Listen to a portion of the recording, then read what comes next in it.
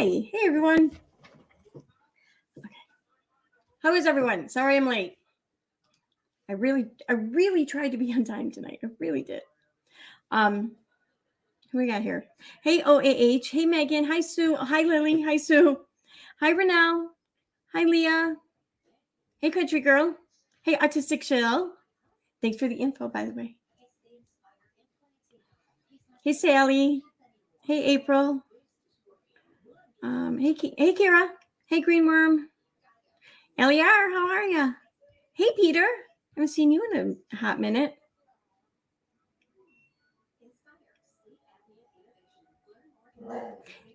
Oh, I'm sorry. I'm an asshole. Sorry, my mind is not with me tonight. Hi, Steffi. Autistic daughter. Sorry. Hey, Madison. Hey, Anna. I think I'm caught up there. I think so. All right. How is everyone? Oh, it wasn't your fault. I was late. No, it was my fault. I was gonna be late anyways. It was unavoidable. But I thought we could make some drinks tonight. So yeah, I actually went out and I actually got like pretty much everything I needed. I didn't get coconut vodka because I want to try and make this drink with rum instead of vodka. So we're going to do coconut rum. Actually, coconut and pineapple rum. I think we'll mix the two. So I'm going to try a drink for the first time tonight on stream. So yeah, I couldn't make up my mind. So I thought, well, fuck it. We'll do all three. So why don't we start that off by doing a drink right now? What do I want to do? I want to do this concoction idea I have going on. So this is a martini. Okay, we'll do this one. Okay, I don't have martini glasses still, really, not good ones. This is probably the closest thing I have to martini glass. I have others, but they're darker colors, so the drink looks weird in them, so I don't like to use them. So I'm going to use a margarita glass for this. Anyway, so start off with a margarita glass, and this is it's kind of like at work it's called a French colada, and it's made with coconut vodka. But like I said, I want to try it with rum. Because the other two drinks I'm doing tonight had vodka, so I want to try something different. So we're going to try coconut rum. First, you want to take your shaker, put ice in it. Thanks again, Renelle. I love this thing. This thing actually keeps the ice cold for a really long time. It is so awesome.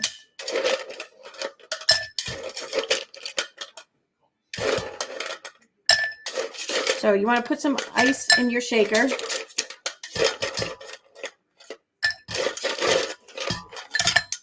All right, there we go. So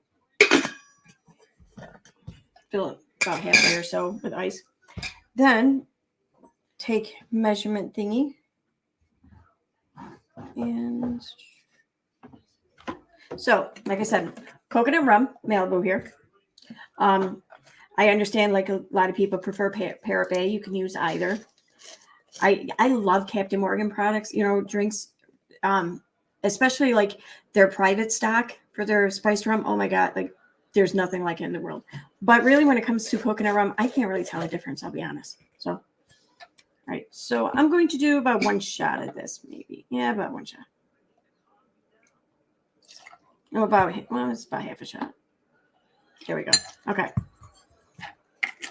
Then I'm going to add some pineapple pineapple rum. Sorry.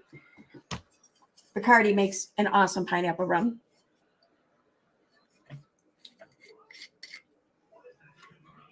It smells good too.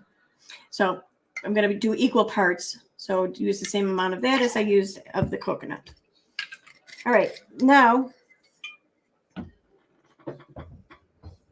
for the mixers here, I'm going to use some pineapple juice.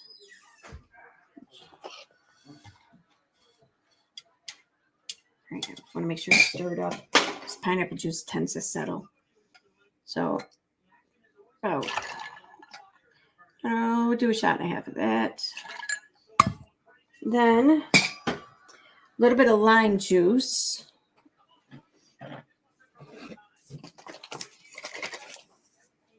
I don't know when I bought this. Might want to check the date on it. It's lime juice. So does lime juice ever really go bad? Does lime juice go bad? No, it smells good. That drink doesn't require coconuts. You're so funny. So you just want to use like a little splash of lime juice. I don't like to use a lot. So it's like maybe a teaspoon of it or so. Whatever. Then he's funny. He's commenting on my shirt saying that the drink doesn't require my coconuts out. Anyway. And then lastly, coconut milk.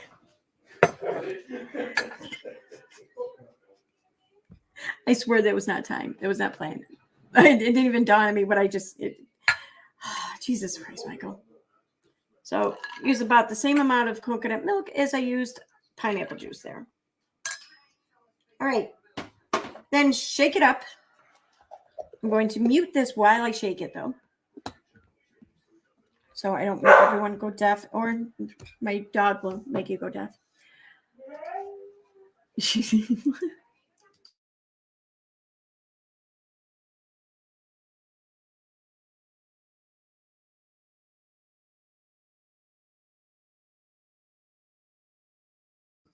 Okay, now I'm going to strain it into my makeshift martini glass.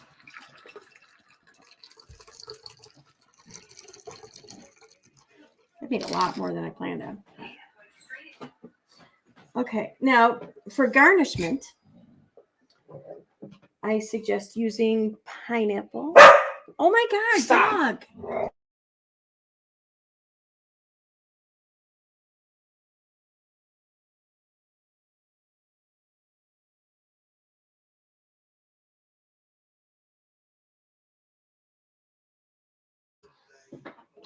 So, one of my favorite things in the world is my fruit tray, my very own fruit tray, like we have at the bar.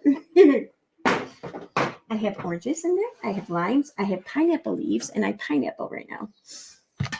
All right, so let's give this sucker a try.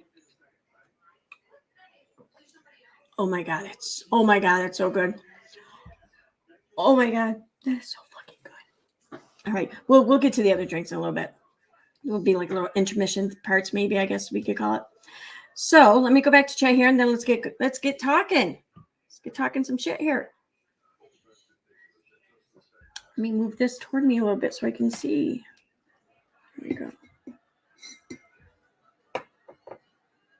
Okay. Put the lime in the coconut and shake it all.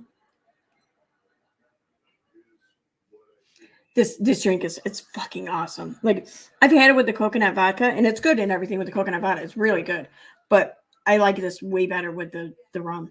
I don't. This is so good. Oh my God, this would be good frozen. This would be so good frozen. I don't know if you can really blend though coconut milk. Can you? Maybe you can. Maybe pina colada mix with this. Oh, that'd be good. All right. So now I know I put in the title, and when I made the title, I meant all of this. I swear I did. Let's chat on Zag, KJ, Bizzy's new side, toast. Which is burnt toast. But something was brought to my attention earlier, which I mean, I kind of became aware of it in the middle of the night when I was watching Laura Perplexed QT's. Oh, I can't say that. Perplexed QT's stream. I caught it after the stream ended, but it just ended. So I was watching part of that, and she was showing a video from some other channel that was showing some old tweets and posts and such from Heels in the Air. It's kind of crazy though, right? I mean, do you all know what I'm talking about? Like, apparently she's got, I don't know, she has some interesting stances and things and such.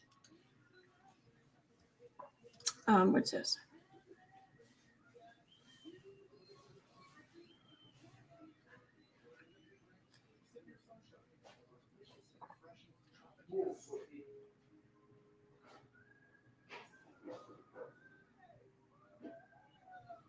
What is this?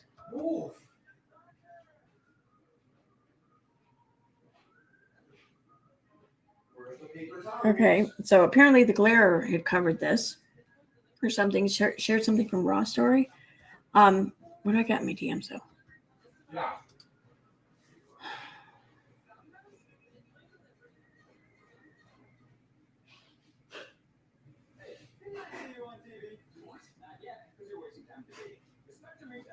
Okay, I apparently Menace to Sobriety, of course, is tweeting up a storm about this because he needs something to try to make himself relevant again.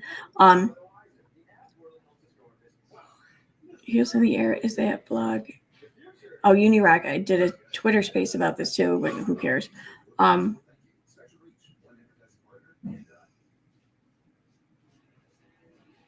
Okay, so we're gonna pull up here. Oh my God, dog, stop.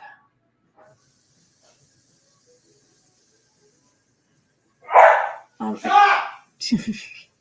all right, enough. Wait a second, guys.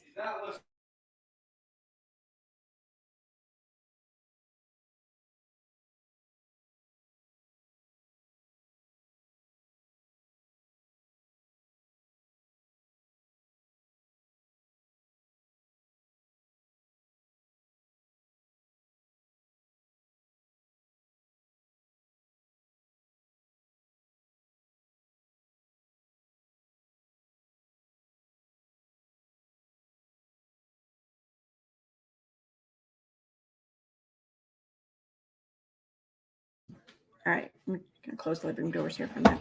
All right, so let me pull this up. And I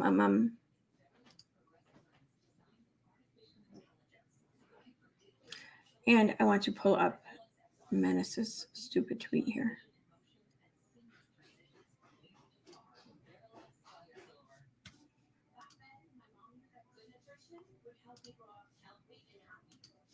All right, so I'm gonna read Menace's tweet first. Then we'll get over to that news article. All right, so here, Menace to Sobriety writes, apparently Dolly's now trolling in people's chats, calling the creators racists because they were friends with Heels. That's the type of bridge dweller he is. Of course, he refused to go up on panel for a one-on-one conversation with this woman. Dolly's a fucking punk and a coward and punk. Wait a minute. So was Dolly offered an opportunity to go up on panel with Heels in the Air and he turned that down? I gotta say, I don't know why he would turn that down. That just seems kind of stupid to me. And I'm not sure that he would have turned it down because he's a punk, but I gotta say, if he turned it down, I kind of wonder why, you know? But more importantly, I want to just point something else out here. Shut the fuck up, Menace. Just shut up. I mean, Menace doesn't care that anyone's being called a racist. He doesn't care that anyone could possibly be a racist. He doesn't care about what Dolly's doing. He just cares about hating on people. And he's using something to hate on Dolly here. And I'm sorry, is he taking up for Heels in the Air? Which, I mean, I don't care if he does. I mean, I don't think Heels in the Air should be canceled or anything over this. I want to be clear about that. Okay. But I mean, I do think that if it is in fact true that she has said or tweeted these things in the past, then she might want to just give an explanation or something, because otherwise people are going to think the worst. So, but I mean, regardless, I don't think she should be canceled or any shit like that. So I don't care if someone's taking up for her or not. I just find it completely hypocritical of Menace to be taking up for her if he is. That's all. I just want to point that out. All right, I'm done with that. So let's go over to Snopes. I'm not sure what was sent to me, but let's check it out. Go away. Shaun King racial controversy. A number of websites accused Shaun King of faking his racial identity in August 2015, but many failed to include contradictory statements made at the time by the officer who filed a police report in 1995. On August 19, 2015, the website Breitbart published an article titled, "Did Black Lives Matter organizer Shaun King mislead Oprah Winfrey by pretending to be biracial?" That article, which began by introducing inevitable comparisons to controversial NAACP chapter leader Rachel, I don't know how to pronounce her last name, Dolezal, began An investigative blogger has accused Sean King, a key figure in the Black Lives Matter movement, of misleading media icon Oprah Winfrey by pretending to be biracial in order to qualify for an Oprah scholarship to historically Black Morehouse College. The blogger says King is white and has been lying about his ethnicity for years. As Breitbart stated, the claims were sourced from a virtually unknown website, Renews It, and material by a blogger purportedly named Vicky Pate. Is it Pate or Pate? I don't know. It could be either. We'll say Pate. Pate's work, aside from King's racial background, has included releasing autopsy photos of Georgia teen Kendrick Johnson, whose body was found in a rolled-up wrestling mat, and advocating for George Zimmerman. What the fuck, dude? What the fuck? In her original post, Pate predicted King would ignore her assertions. I'm anxious to see how King will try to spin this, if he addresses it at all. I tried to get in touch with his father for a comment before posting this blog. He was out, and a neighbor said he usually takes off with his riding mower, and she doesn't see him for a few days. Why would you even fucking include that? And what do you mean? What do you mean he was out and you talked to a neighbor? Like, did you go to his house?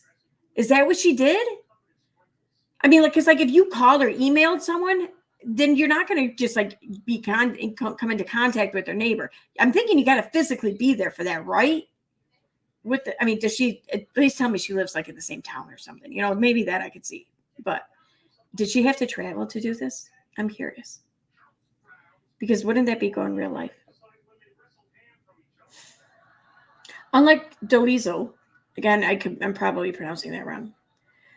King immediately acknowledged and addressed the controversy in an August 19, 2015 series of tweets, but those tweets primarily dealt with ancillary matters such as whether he was really the victim of a racially motivated mob beating, whether he was seriously injured in an automobile accident, and the motivations of his accusers. And he did not directly refute the claims about his racial identity. All or most of these tweets have been deleted. Actually, I'm going to keep doing what I've been doing and attack police brutality with every fiber in me. Hell, I'm doubling down now. So you were going after the organizer of Black Lives Matter movement as a means to attack police brutality? I don't know. I'm thinking that wasn't the case. I mean, I have questions, but I'll be honest with you, as a white woman on YouTube, I don't really feel like I have any right to demand answers. But I would like to know the answers. And I fully support anyone who would be deemed owed an answer. I would fully support them getting an answer. So it's going to be me a second, but let me show you on my terms, in my way, that what is happening today is a white supremacist conspiracy. On August 28th, I'm launching at Justice Together to fight for the end of police brutality in America. Way to keep your goals, simple there. That's 9 days away. Oh, you had a full 9 days to prepare for that. Okay. I mean, it's a noble effort. Don't get me wrong. I my very, very first Facebook page that I ever started was a page which had the purpose of making more people more aware of instances of police brutality. So, I mean, and yeah, I thought that who knows, I can make a difference here or whatever, I don't know. I was naive. Follow me.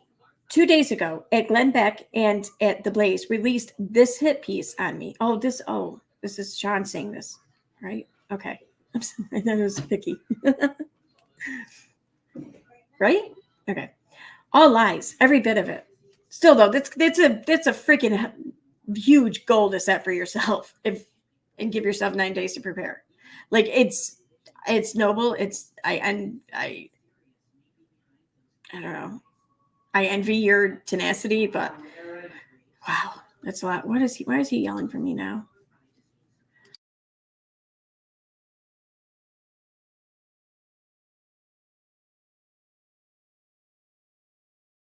All right, if you don't really want my attention, then don't yell my name out. All lies, every bit of it. 3. In March of 1995, I was brutally assaulted by a racist mob of rednecks at my school. Guess what? They denied it. 4. Seeing that Glenn Beck was willing to produce lies about me, a student who witnessed the whole thing wrote this link. It's also important that you see this. Okay. All right. Let's get through that. I want to get to, okay. There we go. You need to know this name, Vicky Pate. You won't find her on Twitter. Permanently banned for racist harassment. Image missing. Here is Vicky Pate's website where, for a living, she harasses the families of Black folk killed by police.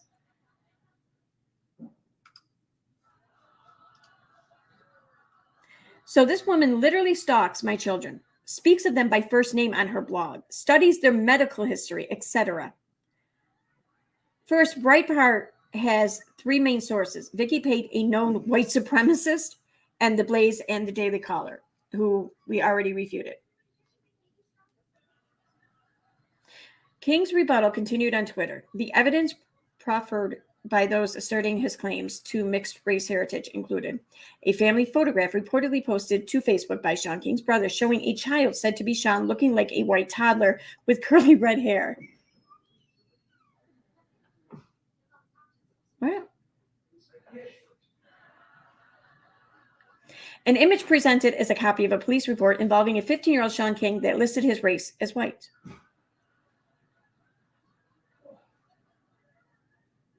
I see 2 races. I do things listed there. I'm not, what?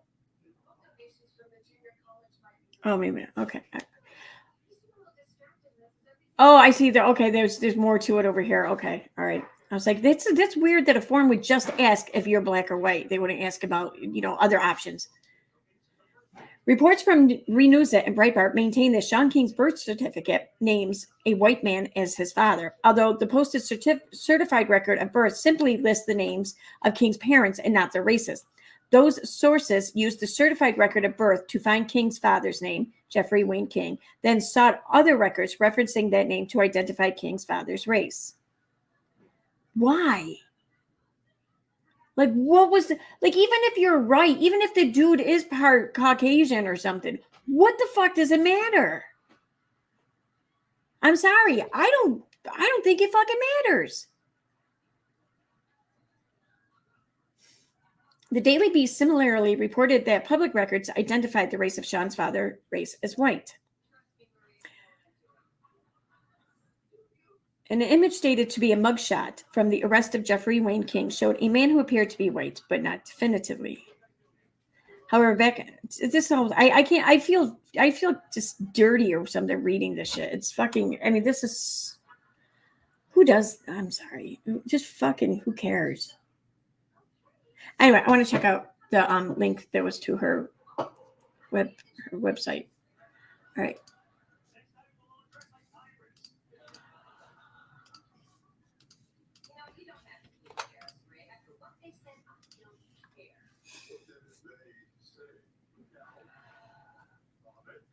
So this is a capture of her website archived on the Wayback Machine. So Renews It, rewinding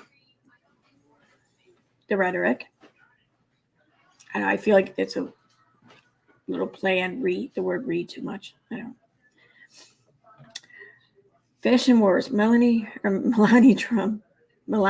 Trump versus Hillary Clinton and Michelle Obama. Oh, please. Michelle wins hands down. Come on. Melania is a close second, fine, but.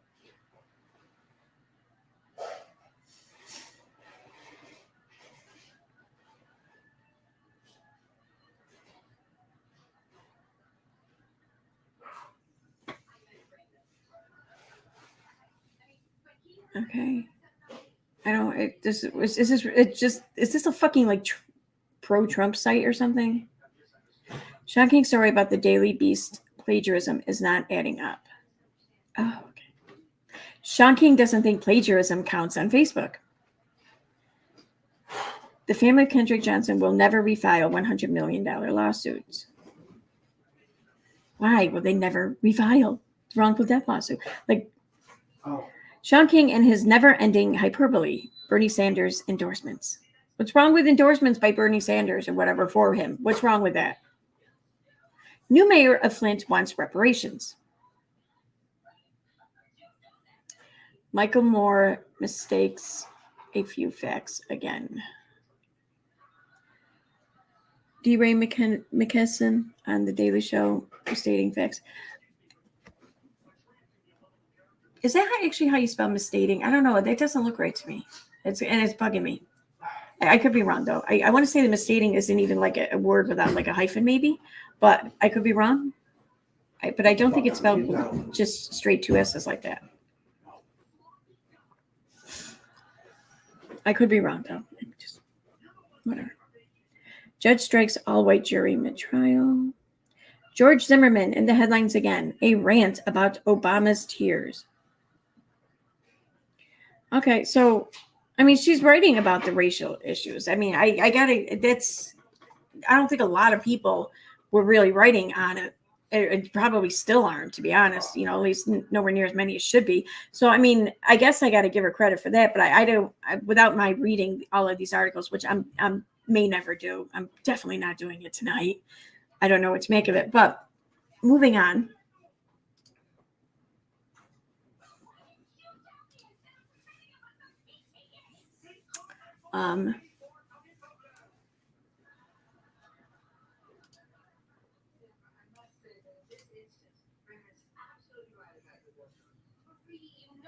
Let me see here. Oh, that's right. Wait a minute.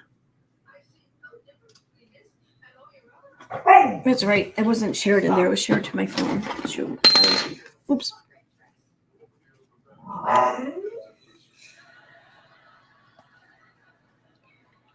Racial controversy. Oh, okay, it's just the one thing. All right.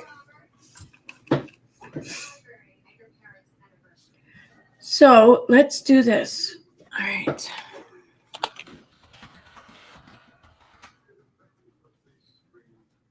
What does Twitter bring us up? Okay, here we go. Let's check this out. So I'm over on Twitter, and I type into the search bar "heels in the air," and this is what comes up. So we have JLR investigates. YouTuber Heels in the Air, aka Vicky Pate, is disgusting and vile. She posted the autopsy photos of 17-year-old on her racist blog. Renews it. She harassed the families. Snopes did a story on her too.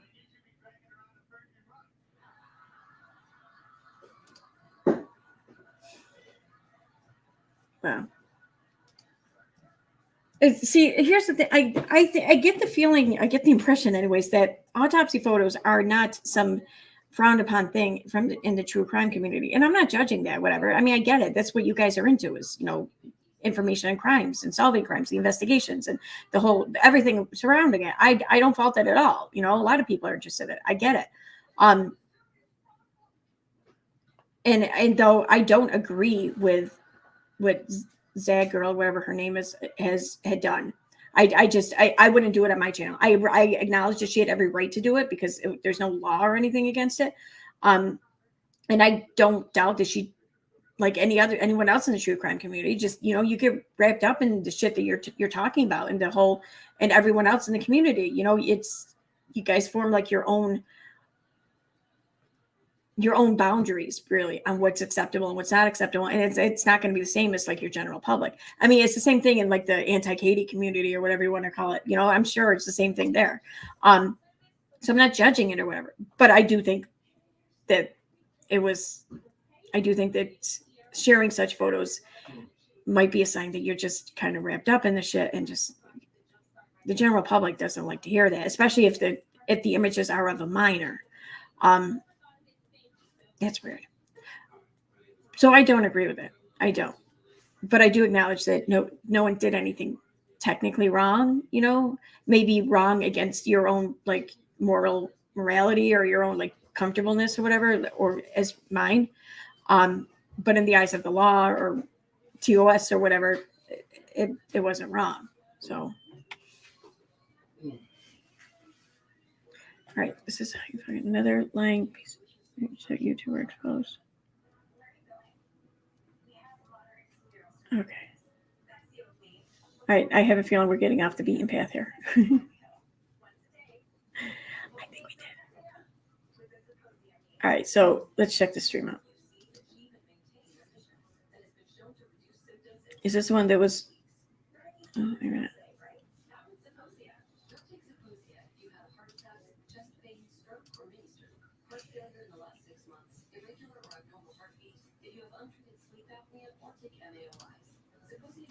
Okay. So this is by the Jerks.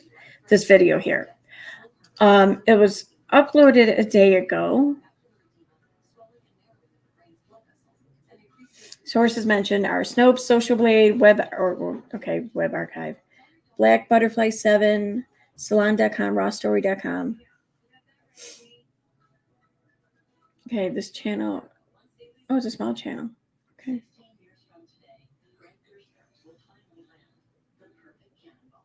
See, upon my hearing about it last night, I wasn't going to talk about it because I wanted to just myself personally verify that it was in fact her that posted all this shit, whatever. But I feel like if there was any chance that it wasn't, then that would have been discovered by now because like everyone has found shit.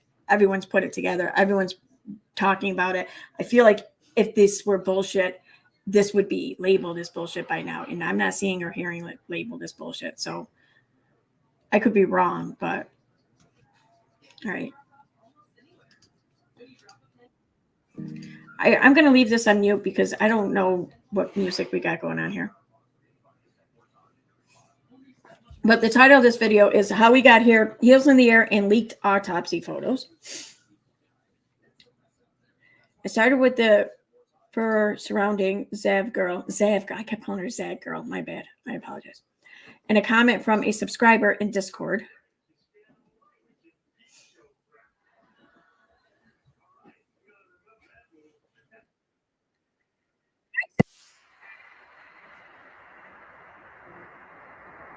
What the hell? Where's playing?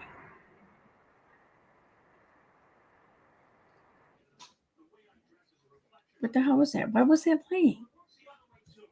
I didn't have it open on 2 streams. Okay. Let me start this with a big disclaimer. I don't know this publication site. I cannot vouch for it anyway. All I know is that I Googled, and this is a what the fuck moment. Anyone got any clue about the stuff about heels in the air? When was this? Oh, this was just recently. Okay.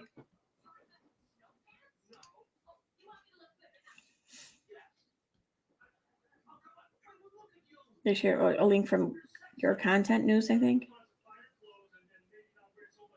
It seemed unlikely. Easy to debunk. Maybe we should debunk it. We looked for the origins of the website. Did it have legitimate connections? Were the journalists freelancers for any other news sites?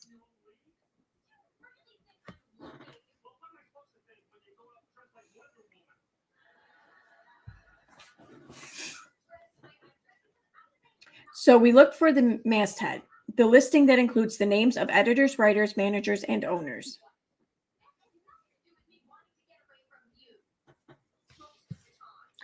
Masthead. Oh, sorry, I hit my microphone. All right, masthead, Jonathan L. Riches.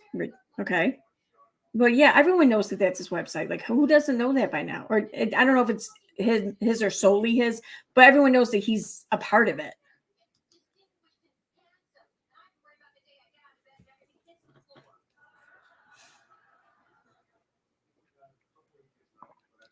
Well, there you go. Debunked.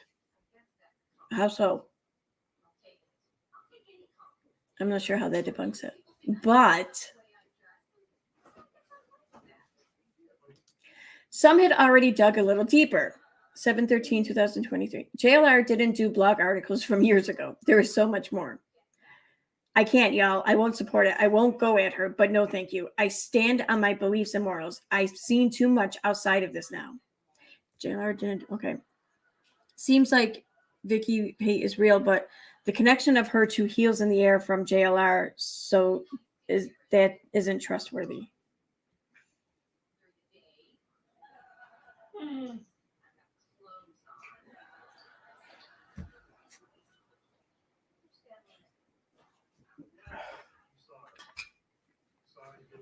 Right.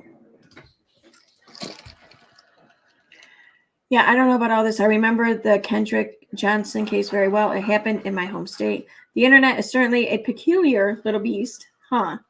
Damn it. Okay, if Heels is Vicky, her right wing and racist background is discussed on Snopes.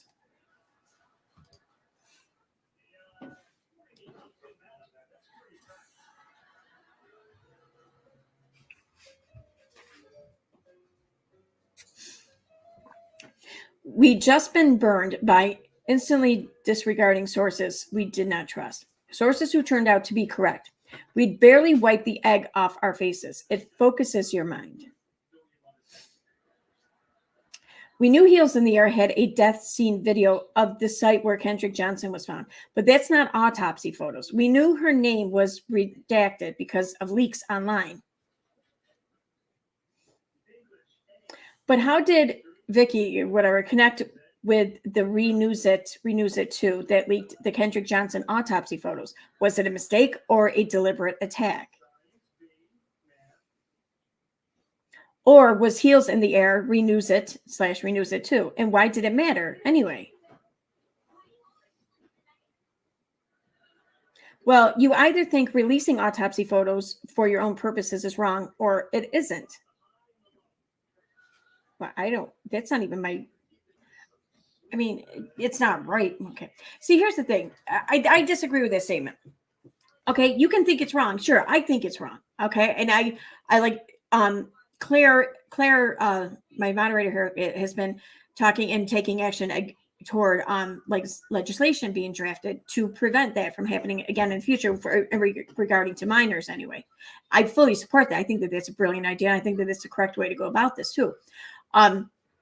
So, but that being said though, until that happens, nobody did anything wrong. So you can take issue with it personally or morally, but they didn't do anything wrong in other senses of the word. That's my only issue, I think.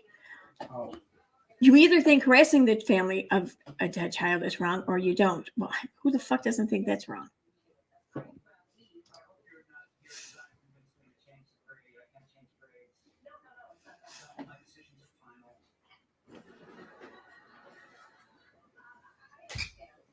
And if you make your YouTube name calling out those who exploit the deaths of children, it's more than a little awkward to be accused of similar behavior. That's my whole point. That's my whole point in even talking about this. By this time, JLR's odd little news site didn't matter anymore. The real information was right in front of us all the time. Why isn't it an odd little news site? It seems like any other, like, what's odd about it? Am I missing something? Like, what's odd about it? People were Googling Renews It and Renews It 2, and Heels in the Air was coming up. Yeah. I gotta say, there's been quite a few times I've Googled something, and in the search result was something I did not expect, nor would I've ever imagined. But seeing it in the search result made the connection for me, and I've learned lots of information from that. So it's pretty interesting. All right.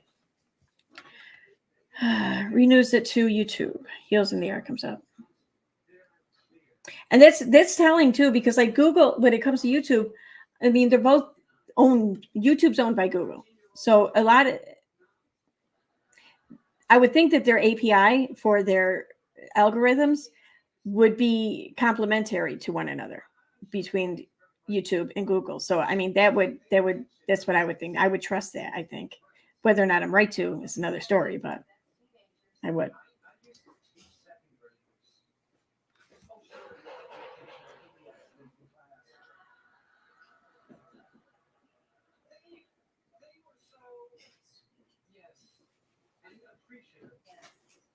Let's try Renews It 2, but in Social Blade.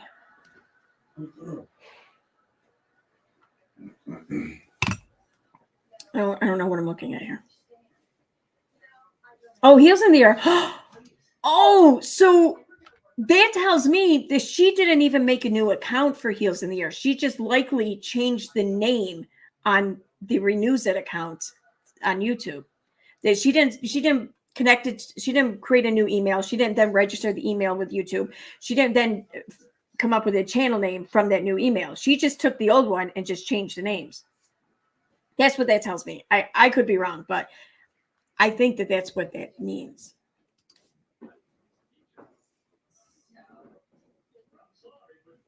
Yeah, okay, more info. Renews it too. That's exactly what happened. So Heels in the Air is Renews It too. But could we show the link between Renews It too and Renews It without mentioning Vicky? It says redacted, but we all know who they're talking about. Okay, so this is gonna okay, so sure, this will show the link and everything and offer validity, but we needed to go back to the first videos posted on Renews It too before it was renamed Heels in the Air. Really? But after 9 years on that account, suddenly the death scene video was gone.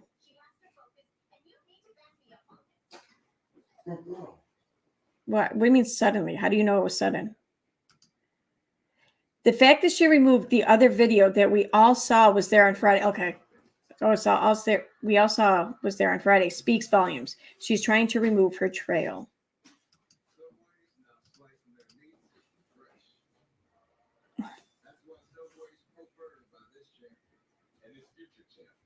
I believe she's actively trying to scrub the internet of stories of her behavior. This is what her channel was showing on Thursday, July 13th. All right, so what am I looking at here? Kendrick Jen. Okay, so videos about that. All right.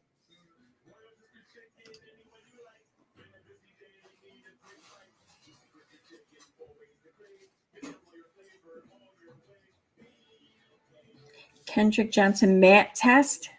Kendrick Johnson death scene video trigger warning. But it was still in the cache.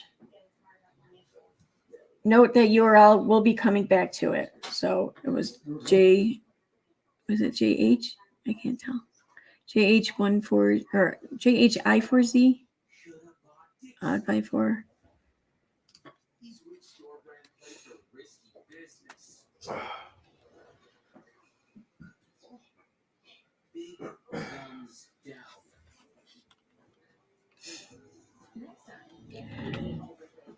When we hit the cache, we got this. Sign in to confirm your age. Okay. Why isn't this playing now?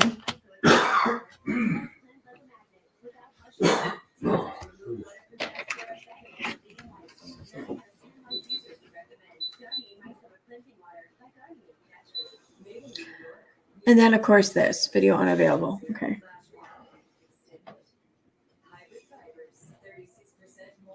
Maybe we can make the connection between Heels in the Air Renews It too and the site Renews It from the opposite direction.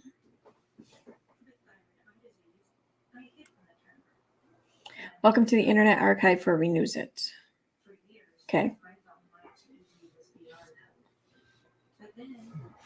Let's see what's under Kendrick Johnson's case.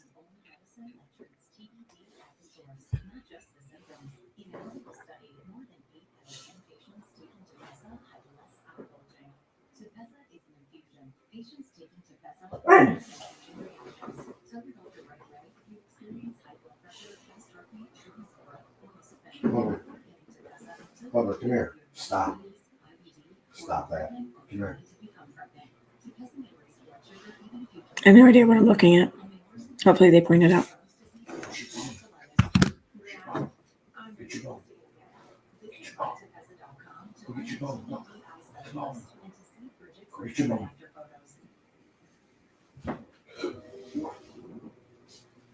Okay, it's a lot of shit though.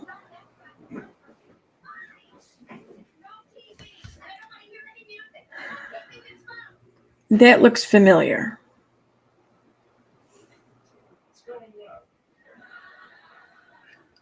Kendrick Johnson, this scene video.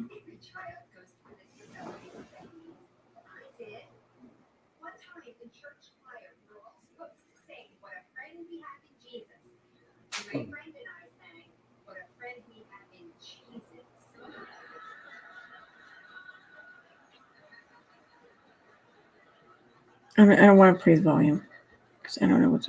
Attempts to archive this video failed. Oh, that's interesting.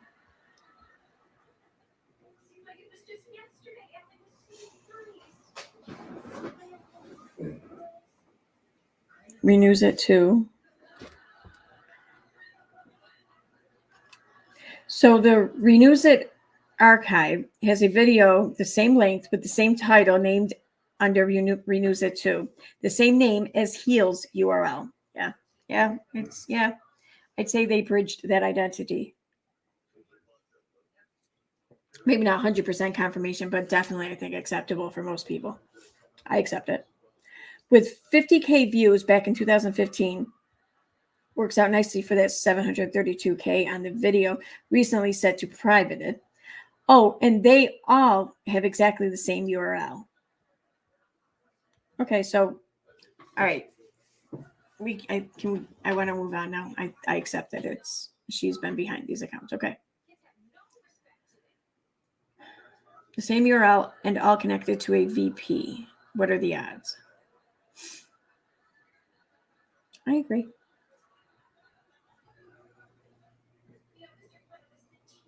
So a solid link between Renews It 2, and Heels in the Air, but no way back to autopsy photos. I don't think that's a bad thing, though. Back to Google for more information.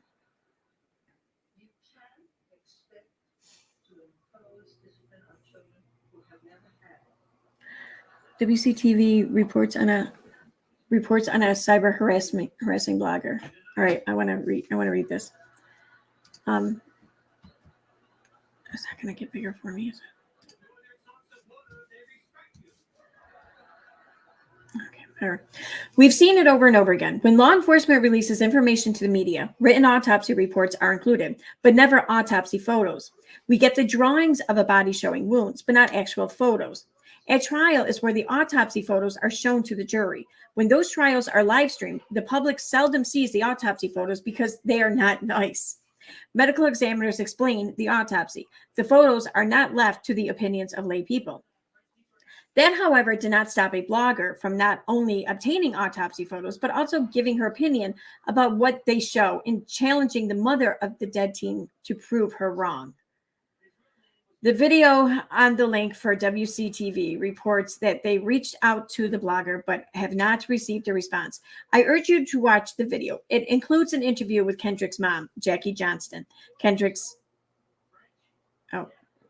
mom told WCTV that she blocked the person with the blog on Twitter after constant harassment and doesn't know why the person is attacking her family.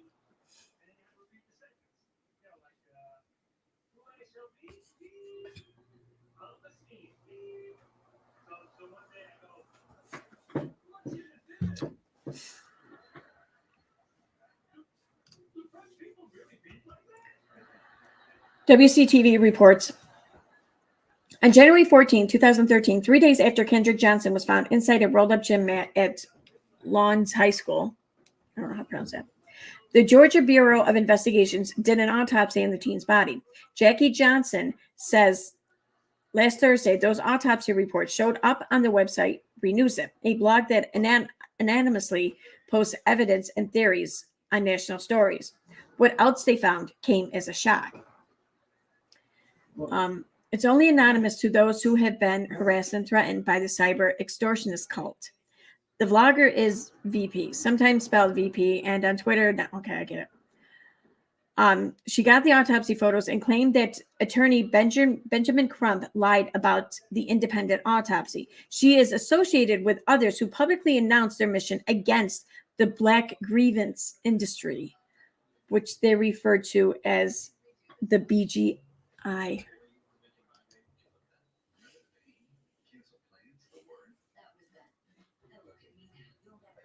I'm just showing you a coupon that was emailed to me. Wow.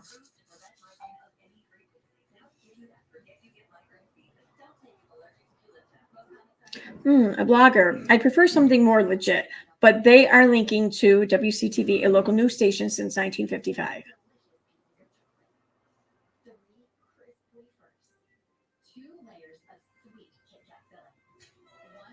Maybe page not found. Of course, the link is a 404, but you can see the URL. Oh. Internet Archive doesn't have the video, but if you scroll down, it has an article about the video. Oh, that video. Okay. Kendrick's parents' name renews it. Okay.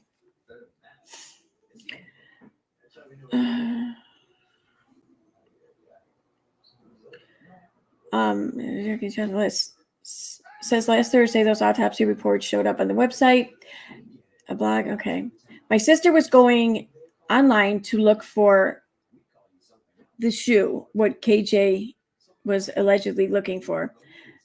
And she scrolled over, and there was a picture of Kendrick's autopsy on the page, says Jackie Johnson, Kendrick's mother. Johnson says she blocked the website's host on Twitter after constant harassment and doesn't know why the webmaster is attacking her family. She adds, it's hurtful. What? Because that's still my child at the end of the day, and who has a heart? And who that has a heart could do something like that? According to Georgia law, access to crime scene photos and videos in state or local agencies' custody is restricted if those photos show the person in a state of dismemberment or mutilation. Wow. The family's attorney, I mean, I know that that's not, at least I'm under the impression that that's not what these images depicted. I'm just saying, wow, that's the only grounds in which they're restricted. And I want to get something straight here. I'm all for FOIA. I'm all for transparency and government accountability and all that. But that's not what this is. This isn't looking for transparency from our government. This isn't trying to hold them accountable for anything. This is content. You know, and you can obtain the same information without obtaining and sharing and posting and showing the autopsy photos for anyone, minor or adult. You know, you can accomplish whatever accountability goals you may or may not have as a result of your FOIA request or your otherwise named request. You can accomplish that without showing these images. So I'm all for the ability and the right to request and obtain information. But some things, though, I think you can get the information without getting the visuals, you know, especially since you're not getting them for as a representative of some, like, I don't know, course of education or some investigatory body or as some otherwise expert in any related field. You're doing it as a blogger, you know? I mean, I don't know. I mean, and I have a feeling I might come off as insulting to the true crime community. I'm really not. I'm not trying to.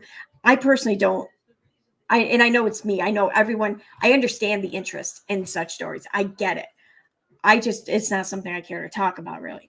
And I wouldn't want to have my content be about a lot of that shit either. So, but I get that there's a whole community that does, and I understand it. I just, even wanting your content to be about things like crime and, you know, and stuff like that, I just still don't understand why autopsy photos is something that needs to be included. It's my own personal thing. I get it. It's me. I get it.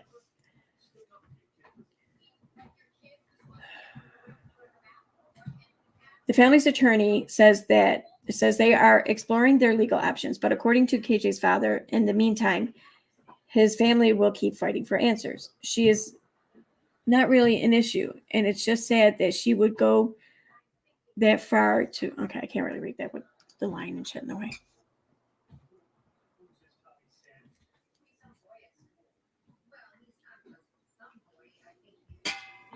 Really, I don't even want to make the other drinks now. That one's so good. I just want to make another one.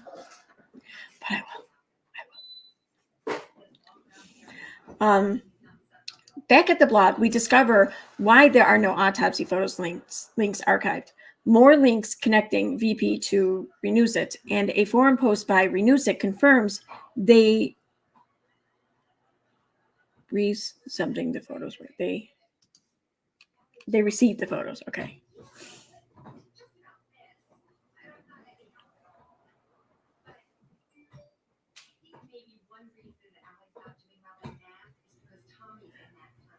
Oh.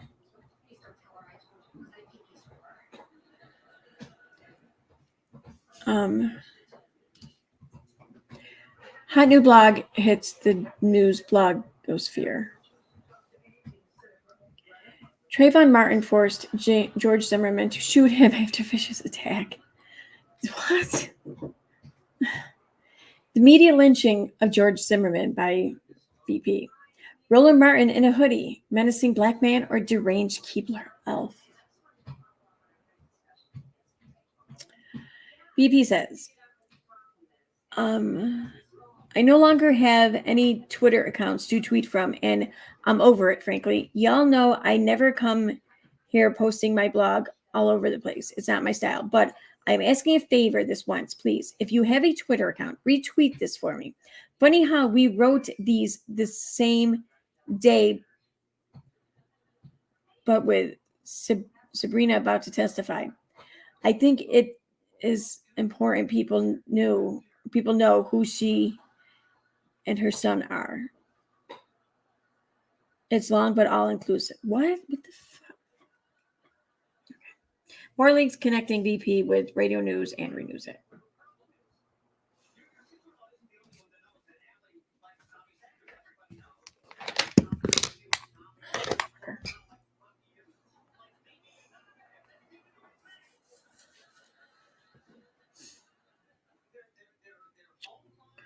But apart from the autopsy photo story that's just resurfaced and obviously has a basis in fact, why is VP/Heels in the air so keen to distance herself from Renews It?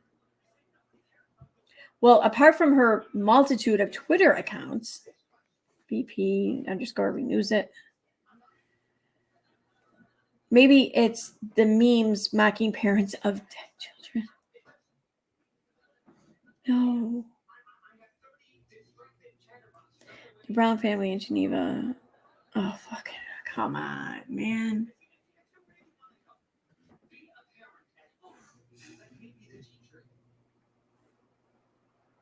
Or maybe it's the tweets that seem to have a theme. Swindlers lists. Wow. I'm not. I. That's kind of a hat trick, maybe, of a tweet because it seems like she offended like every possible group to offend. What is this? Just F. Oh, this is what I saw on Laura's channel, or Laura was playing a video. It was probably this video, when I come to think of it. Did you know that sagging pants originated in jail, and the inmates would purposely sag their pants as a sign they were available to other inmates?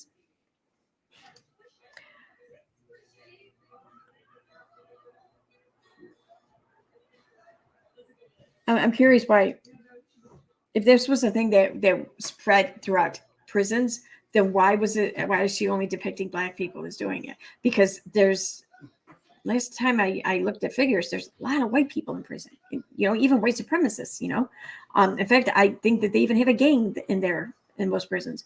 So why is this something that only in her imagery applies to black prisoners and not all prisoners, if it's known throughout prisons? On Al Sharpton's recommendation, Samir Shabazz will be replacing the. I don't even know what that means. So I'm gonna leave it. I don't get the meme. I probably should, but I don't get it. But I'm sure it's offensive.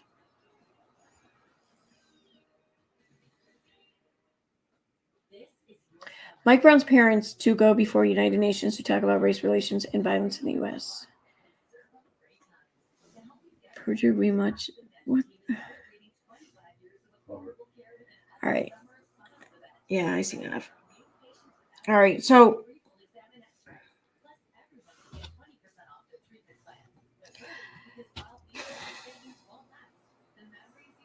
although last public posts are years old. Okay, this is good information to know. I'm glad to know this.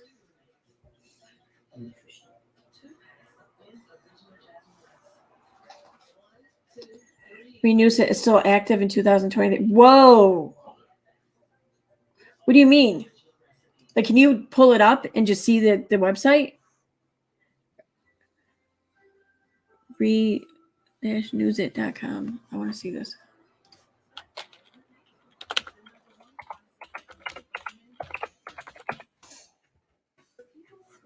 It's telling me I can't reach it. I don't know.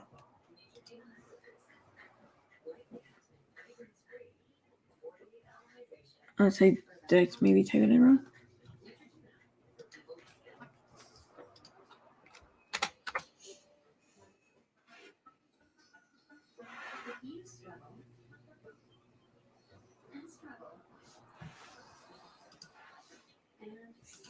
All right. I want to load now. Let's see.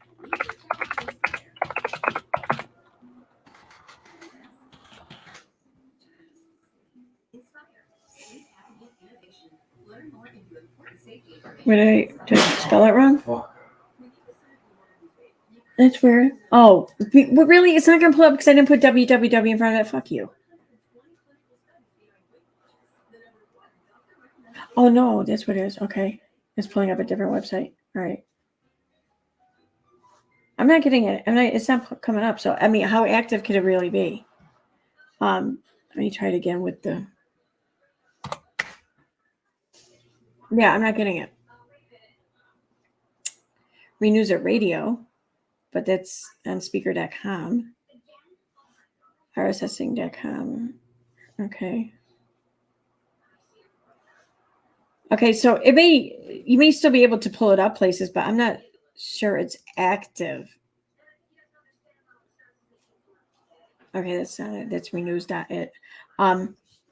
See, active would mean that you could just type in the website and the URL and it'll just come right up. But it's not coming right up for me. So that tells me that there's remnants of it or whatever. And maybe like no one has bought or reclaimed or whatever the URL, the domain name, but it's not active. If she is, and the reason why I was looking at this, I wanted to clarify this or verify this because that in order for it to be active still, this many years later, it would mean that she was purposely keeping it that way, that she was paying money to keep that domain name hers and active. But I'm not seeing evidence of that. So I don't know.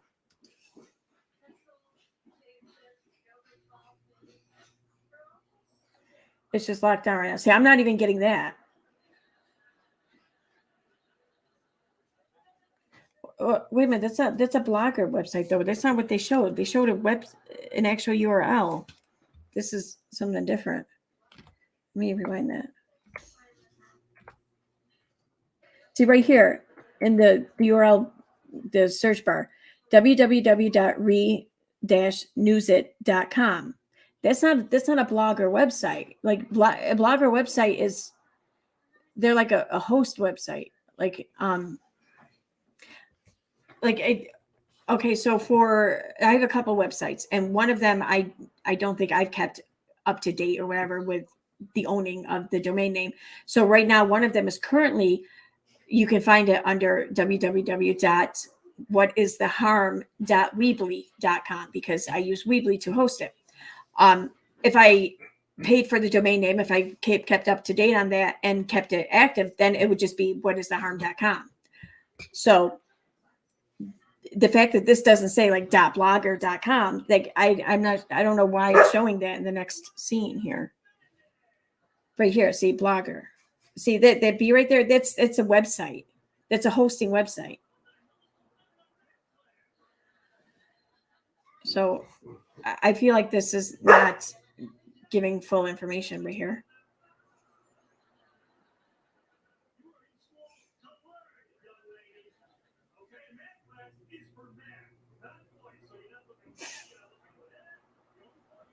Oh wait, I want to see the info here at this links.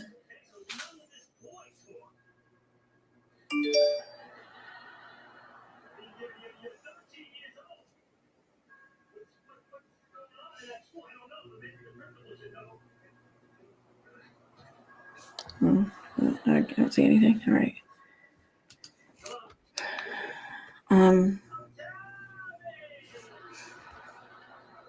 Shit.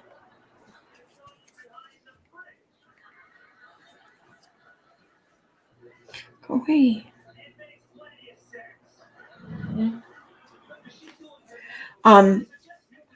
who has had 4 accounts suspended on Twitter for violating TOS, is back on Twitter under the account Heels in the Air.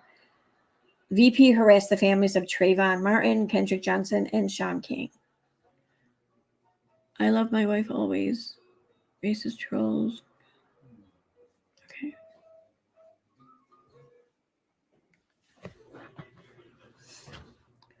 Let's see. Post edited for length. A lot of sites feel quite secure in naming VP renews it as the leaker of autopsy photos. And yeah, it's I think it's just a little bit more like credible and with that information, the fact that it came from Snopes. I can't imagine the mentality it takes to say that the father of a dead child whose autopsy photos you leaked on your website was trying to win the race hoax lottery. The plot to destroy Sean King, how Breitbart turned a ludicrous conspiracy theory into national news. I mean, I can't. Hello, Q.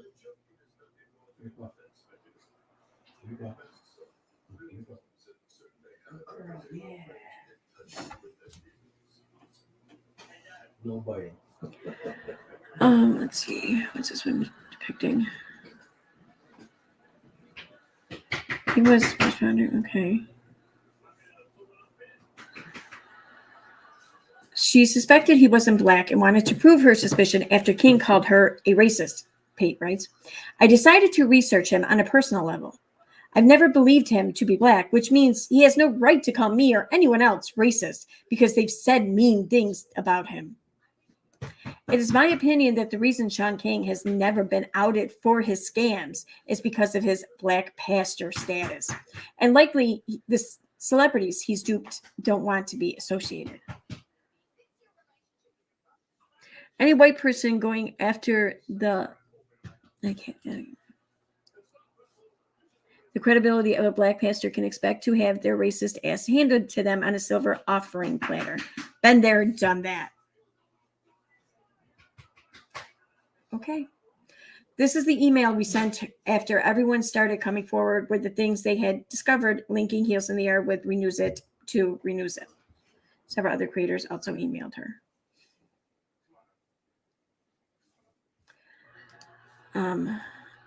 I actually meant radio news is mentioned. Okay, come on. Hi, Heels. I'm contacting you for a statement on the recent public doxing of you by JLR. It seemed obvious why JLR would try to reveal your name and besmirch your character, and our first instinct was to disregard what he was saying. However, once it was confirmed that that was your real identity, and we saw the media connected with the name VP, we became more confused. We know that that is the same name connected to Heels in the Air by legal documents. Your work in exposing the worst aspects of the true crime community is respected and on point. However, your earlier work via your site Renews It, blog now viewed by invitation only, but active this year as noted by Internet Archive, is very uneasy reading. We know that that is your blog. Please see attachments. Everyone, of course, is entitled to their political affiliation, but there is a concerning thread in the things you chose to blog and fight for, or should be against. Through Trayvon Martin, Kendrick Johnson, Mike Brown, Sean King, Tamir Rice, Francis, is it Robles? I don't know that name. Okay. Your focus seems to be on delegitimizing Black victims and the voices of people of color. Salon, BuzzFeed, and more seriously, Snopes described you as, I'm guessing VP. Your work with Breitbart tends to support their claim, as does your podcast work. I actually meant radio news, as mentioned earlier. Okay. This thread lists some of your associations and your multiple suspensions from Twitter. I suppose our question is, why have you tried so hard to separate your past from your current work? If you truly believe in your position, why hide it away? If you've had a change of heart, why not make this clear? That's my question. As I stated at the beginning, we wondered if you had any comment to make on this information. We thought it only fair to contact you before making any more or any move to share this information. We know there are at least 2 other creators who have similar research, but this isn't about being first. It's about being responsible. The Jerks. The Jerks. That's funny. Wait, isn't that the name of the channel or something here I'm watching? Yeah, The Jerks. Okay.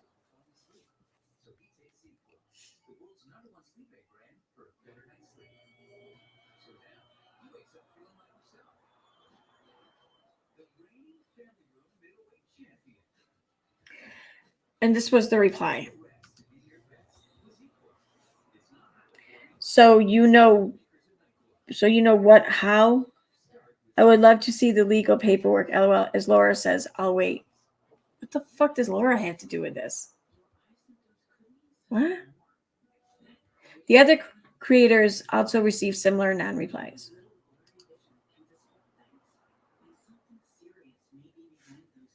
Like, why is she even mentioning Laura? I don't get it. Maybe there's some sort of animosity there I'm not aware of. Selective outrage is just regular old hypocrisy dressed up in a fancy suit.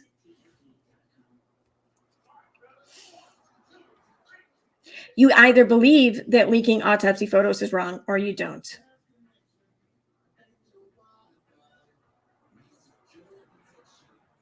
See, it's not that simple though.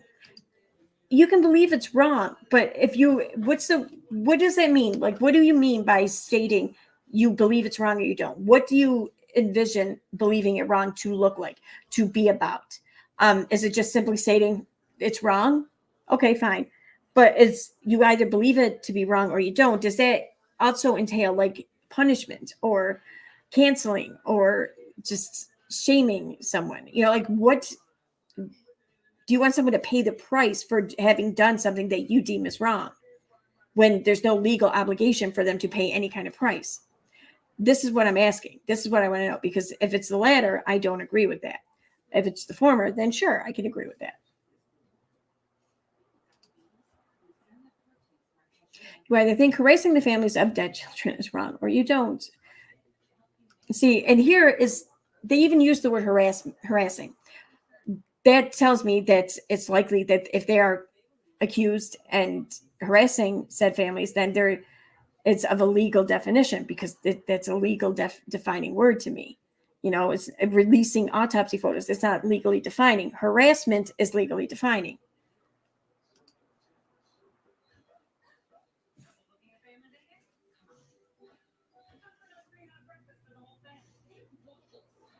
It's that simple. It's not, but okay. I mean, don't get me wrong. I agree that it's, I am of the belief that it is wrong. I'm not of the belief, though, that anyone should be made to pay for having done it when there's no legal obligation for that to be asked or demanded of. All right, so I don't know what my thoughts are on this, I'll be honest with you. Like, I like Heels in the Air. I still like Heels in the Air. Her content, my exposure to Heels in the Air, I still view favorably, you know, because she's been entertaining, you know. But I don't see how she or anyone in her shoes can expect this to go unaddressed. I don't get it.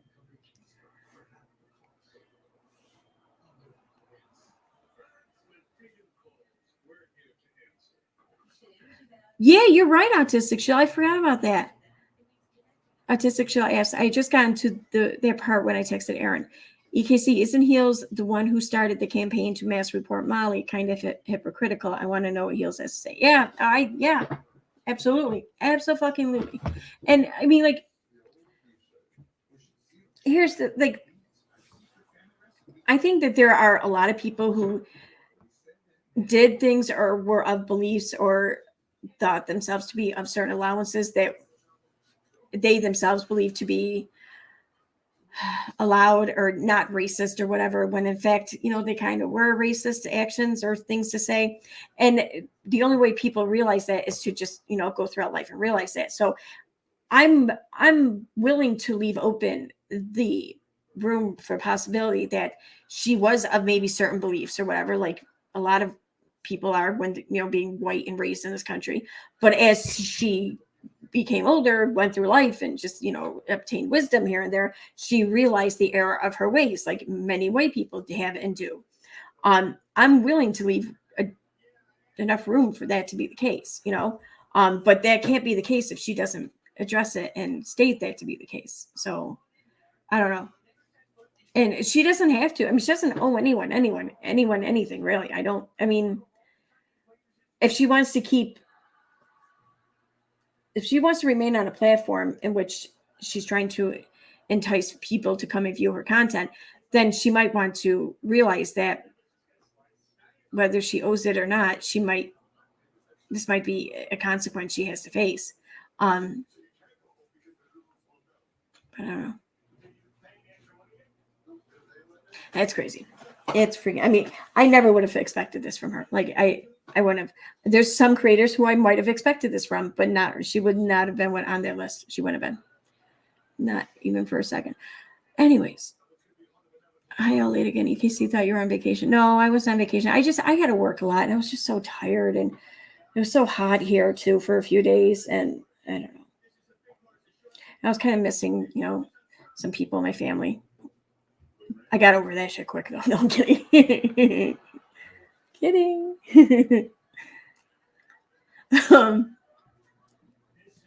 So anyways, and then I'm going to take a little intermission here break. I'm going to go rinse out my shaker, and I'm going to make the second drink. I think I might do the orange dreamsicle again. So let me put the banner up here. Oh my God, dog. So banner. Where's my banner? Oh, there we go. Bathroom and booze break back in a minute. Well, it's not going to be a booze break. But it kind of is. I'm tending to the creation of a booze drink. So, yeah, all right, we'll go with that. All right, so there's that. And now I'm going to pick out some amazing music for you guys. Let's try, I don't know. We'll do daydreaming, I guess.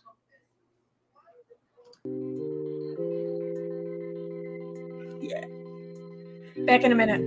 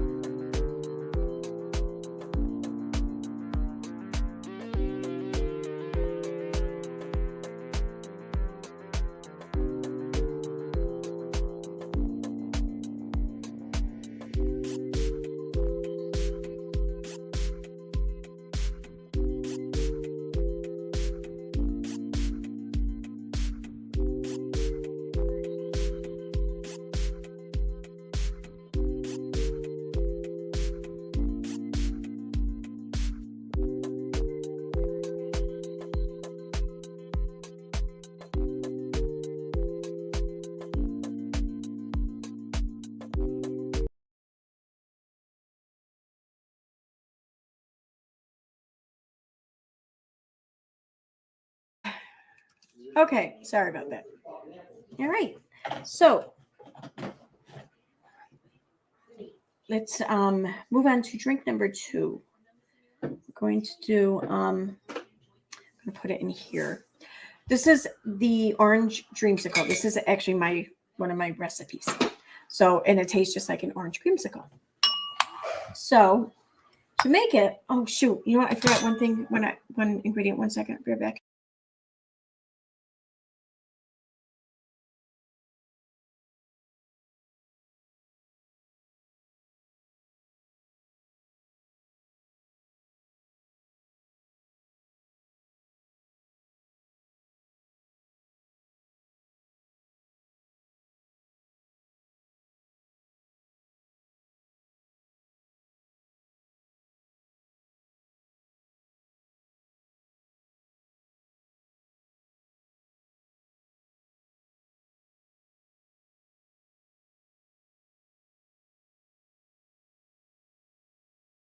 And next to after I'm done making this drink, I thought we move on to some Katie news. So there's that. Okay, so orange dreamsicle. One day, I for a while now, I've been trying to just like come up with or find a good recipe for a drink that tastes like a creamsicle. Because you can't really blend any dairy products, any milk products, or whatever, cream or whatever, with orange juice. It just doesn't mesh well. And then I was watching TikTok one day. They were doing there was a video on like making sour drinks, and they did something though that made me think like, oh, I bet that would work, and it does. It works. So anyway, for this, take your shaker here, and you put. Well, at least I didn't spill anything. All right, so you put some ice in your shaker. All right, we're just going to do this. It's easy.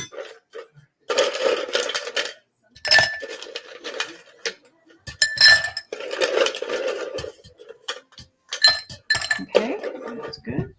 And this is there's only one liquor in it, one booze, whatever.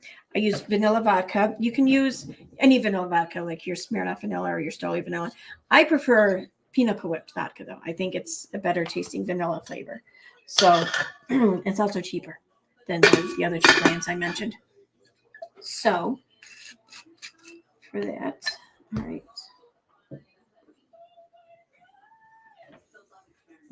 Get my paper towel.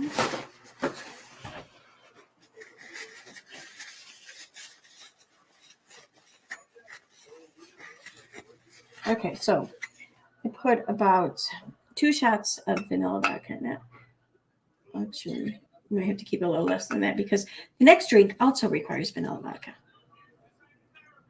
So yeah, we'll just do one of the tall sides of the jigger there. Right, dump that in. Then some orange juice. So I do about like I do equal parts and then like maybe a half, about a little bit more. Then this is vanilla flavored simple syrup. So it's simple syrup, which is sugar and water. That's it, with a few drops of vanilla extract in it. That's all. And put a couple of squirts in here. 1, 2. Then tell me I brought it up there. Damn it. Did I really bring it up there? Shit. All right, I can go in here. This is the ingredient I was mentioning how this was like the missing piece ingredient or whatever. It's an egg white. So I use this here. It hooks right on. See, it hooks right onto the glass. So I can just put it in. The egg white will fall out and it will catch the yolk, and then I can just throw away the yolk. So see, you can see that. Don't know.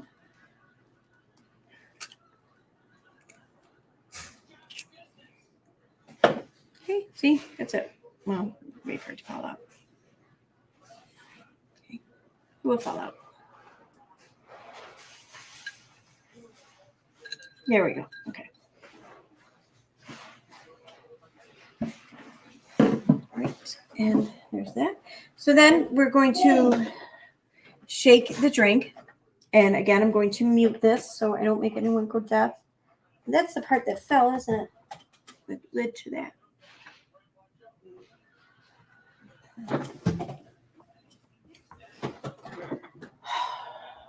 The other part.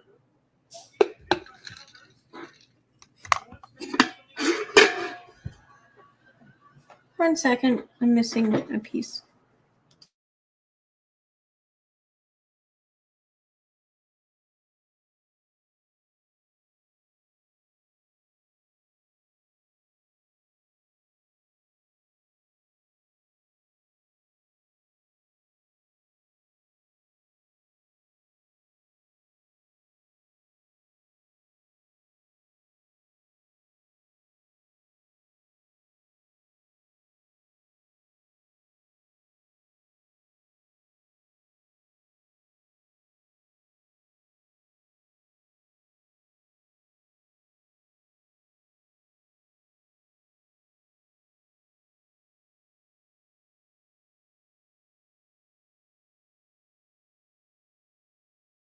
Wrong one. Okay, you want to shake this a lot because you want to, with the egg yolk, you want it to get kind of frothy and stuff.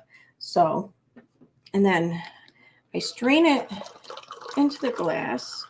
But I'm going to pop the top off here. I'm going to let a few ice cubes fall in with it too. Not many, just a few. I think it helps a little. Okay. Then the garnishment. This is fun. So have a plate. And I should have thought I had a little bit more in this.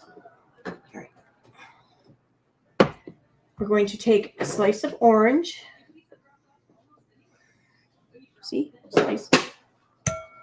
Put it on the plate. Take some sugar.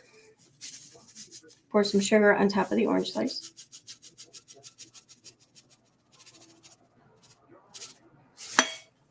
Then we're going to take a torch lighter.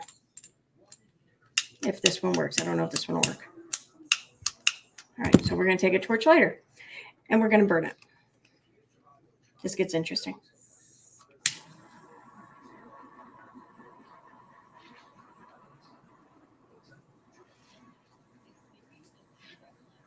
Ever burn like the outside of an orange, like the rind? The shit sparks like fireworks. Kind of cool, actually.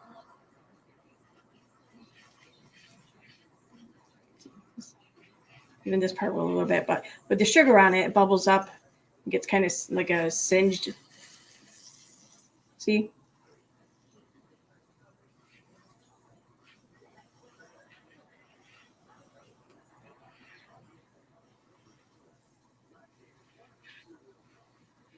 Okay. See? You might want to burn it a little bit more. I don't know. I'm not going to though because it makes me nervous. I know it shouldn't, but I don't like playing with fire. I don't know. And then I just take the orange and I just dip it right in. It's the whole garnishment. That's it. Oh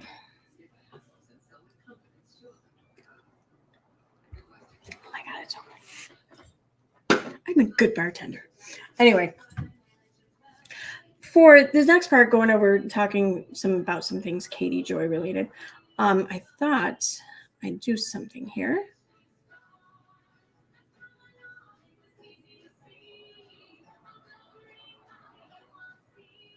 Yeah, no, the dog. I've been checking on that too. Autistic show. So yeah. Like my glasses. My friend Jen bought them for me. I love them. I don't know. I'm not a big aviator kind of glasses wearing person either. Normally, I like the metal ones with the plastic thing in the middle. But these, I love how these look.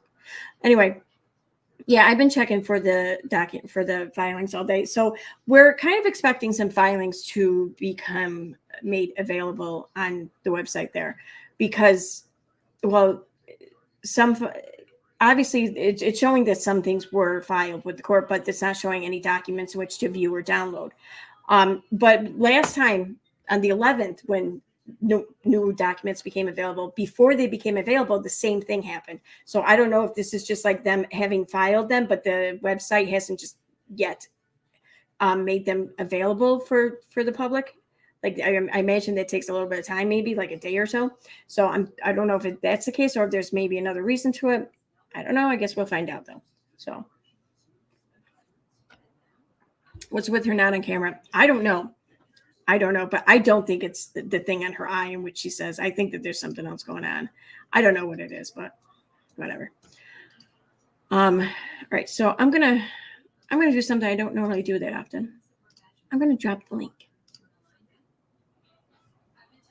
So if anyone wants to come up and talk about Katie with me, feel free. All right, can I pin that? I'm gonna pin it. There we go.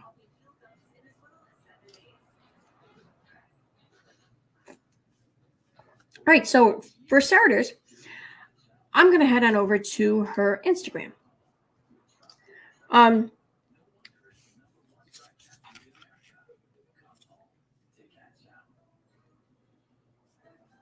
Wait, okay.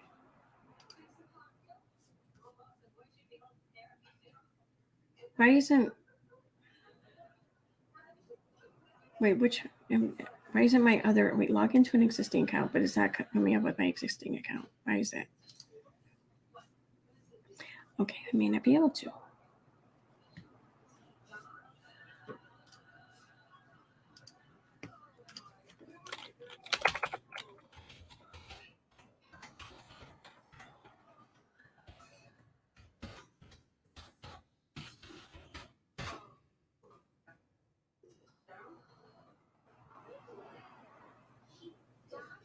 Yes. Okay, cool, got it. That's weird. I don't know why it suddenly wasn't saved in my Chrome anymore. That's very weird. Anyway.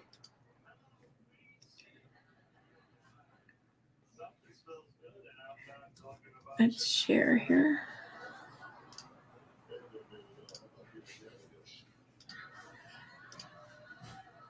All right, so this is her Instagram.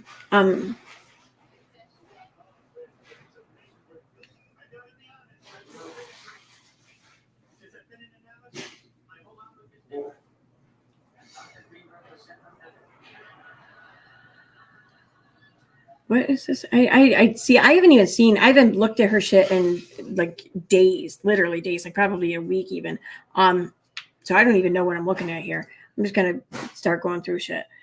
Let's see here. Oh, I'm on Threads. The account is verified, so make sure to go and follow me. What the fuck is Threads? Oh, is that it's supposed to be like the Twitter alternative or some shit?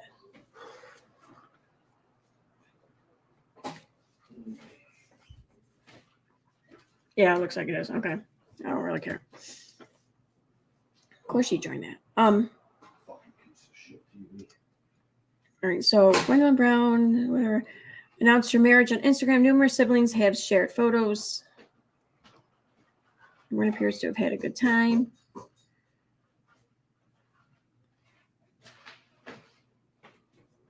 Okay, I don't even, it's like she's freaking desperate here for content. What is this one? Viewers can expect to see Christine Brown's 50th birthday bash she had back in spring 2022. Okay. Dude, it's like a year and a half ago. Why is this newsworthy?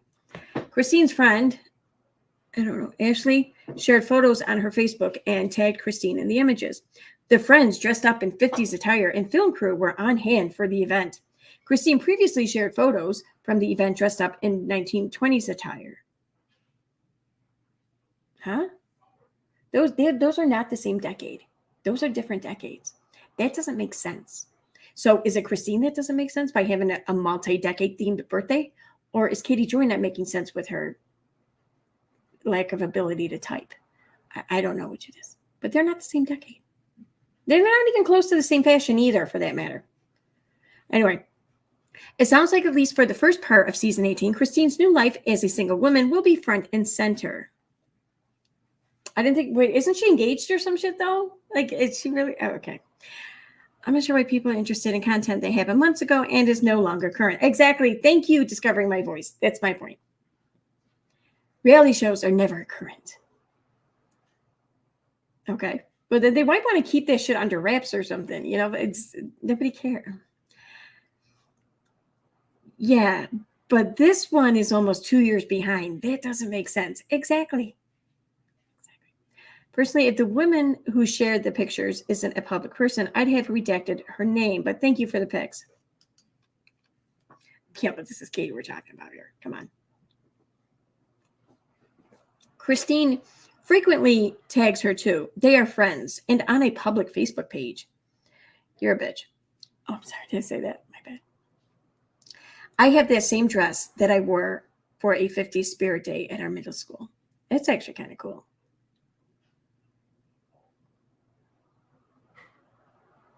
Sort of takes the fun out of reality when it's 2 years in the past before you get to watch it. I'm out for this new season. Valid.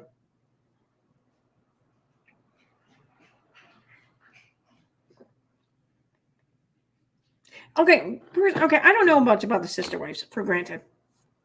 But I want to know something. Like, they were living a life of polygamy, right?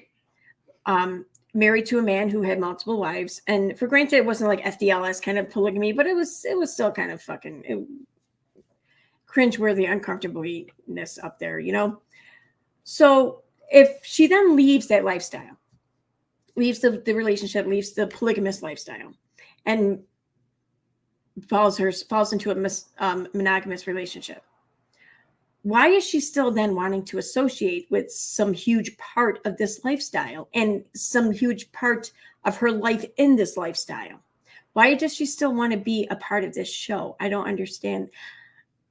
I mean, maybe there's an explanation that will totally make it make sense. Okay, fine. I fully agree that I don't know much about any of these people involved. So that's entirely possible, probably even likely. But I'd like to know what that is nonetheless. I mean, I feel like this can't be.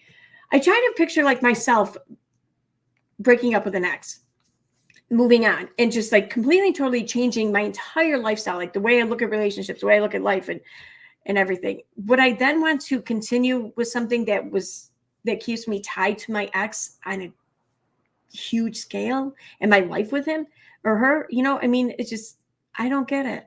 I wouldn't want to do that, I don't think. I don't know. Interesting. She sells LuLaRoe. It says that in one of the pics. I wonder if she signed up under me. Why would you sell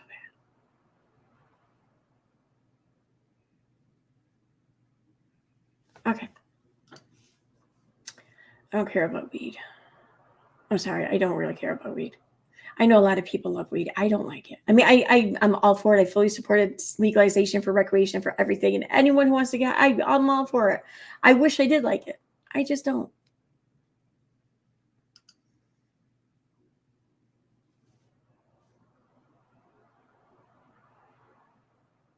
Let's talk about the hateful comments Mary Brown is receiving on her sweet and loving post with her child, Leon. Mary was born into fundamentalism and from an early age was taught that all LGBTQ was an abomination of God. Her former church, the Apostolic United Brethren, still preaches hateful and false rhetoric about LGBTQ people. Despite the hate and intolerance she grew up in, Mary made a choice to love her child unconditionally. She has said over and over that Leon coming out and being authentic to who they are changed her entire worldview. Rather than rejecting and shunning Leon, Mary has been there for them every step of the way. This is rare for transgender people. Leon is incredibly lucky and so fortunate to have their mother's love. Wow, that's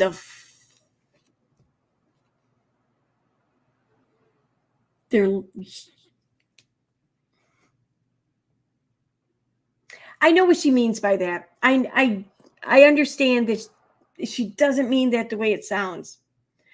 But I feel like that what this sentence should say is, though Leon, of course, has his mother's love, they also have their mother's public support, which can be rare in these circumstances, you know, something like that. But to say this is rare for transgender people, that Leon is incredibly lucky and so fortunate to have their mother's love. Like, why would nothing else should be conceptualized but them having their mother's love? Like, right? Okay. Leon also is fully supported by many of their siblings. This is again very rare, but so incredibly wonderful. See, that's right there, is also supported by many of their siblings. Okay, fine. But to have their mother's love, but how about supported by their mother? Why have their mothers? That's such a, I'm sorry, that's fucked up.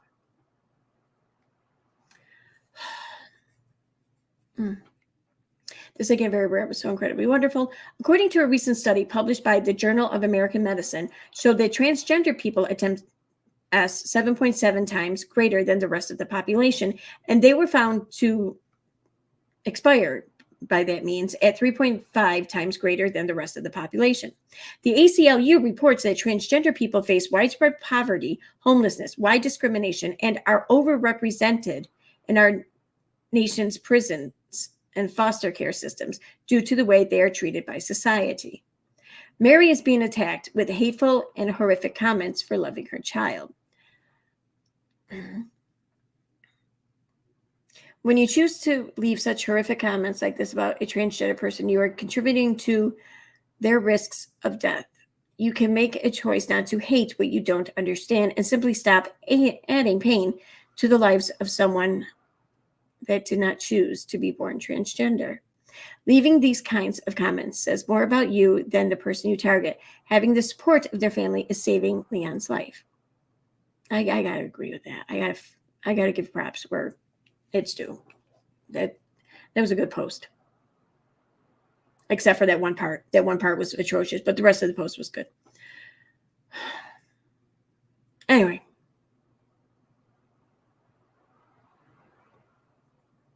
I was watching a video on YouTube too, where they were, because she, in this post here, she mentions how who's represented in our nation's prisons. And this video was going over the whole, I think what was her name? Anita Baker or something like that from the 70s, the person who like led the whole anti gay teachers or whatever conspiracy. The one who got the pie to the face.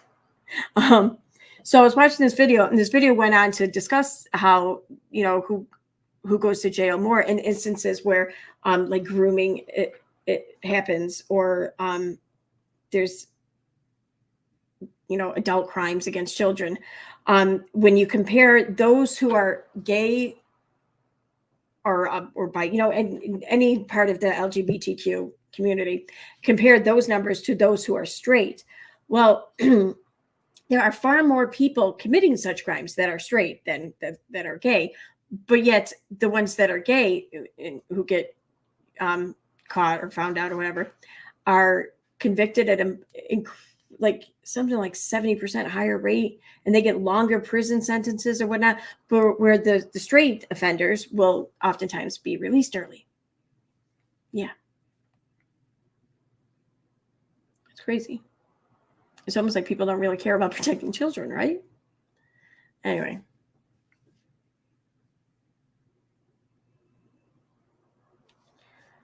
All right, so what else is there? Oh, here we go with her eye. Okay. Many of you that have contacted me aren't haters and generally just concerned for me.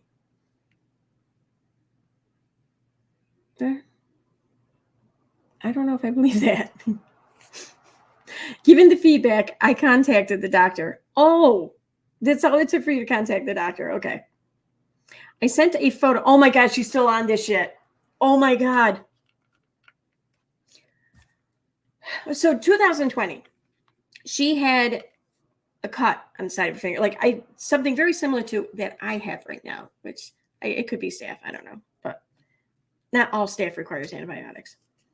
But anyway, so see, like a little cut started here on the side of the finger here. The nail meets the bedding there, and it's getting red, sore, and irritated. It's been like this for like 2 days, but it's getting better. It's gotten a lot better. So same thing happened to Kate, but she tweets about it, how this is how hard I'm working for all of you to bring you interesting content. Look what I did to my finger. Like, I swear, I shit you not. That's the tweet she put out there. I shit you not. Anyway, so she's on a live stream or whatever. I haven't seen the whole video. I just seen this clip. And on it, someone is asking her, well, why don't you call the doctor? Why don't you go with the doctor or whatever? And she goes, I did call the doctor. Debbie, I think the person's name was Debbie. I had a teleappointment. Ever hear of those? Yeah, that's what they do now. But where I live, the pharmacies aren't open 24 hours. They close at 5. They close at 6, 7, 8. Like, she just went on one of the times. She's like, so it doesn't matter anyway. So it was during COVID. This was 2020. Okay. So the televisit, the picture, sending a picture, it makes sense then for 2020. But there's no way that she's going to call the doctor and say, I've had this thing on my eye. It's been so bad that I've refused to put my face on camera. And I'm a YouTube content creator that's always on camera. But this is how bad this shit is. Can I just send you a picture of it and you just send me some shit for it? No doctor's going to do it. No, they're going to want to do a culture on that shit, right? If it's infected, if it looks to be infected, they're going to want to do a culture on it. So, but because her last experience with this was she just had to send in a picture, she's just going to go with that story again.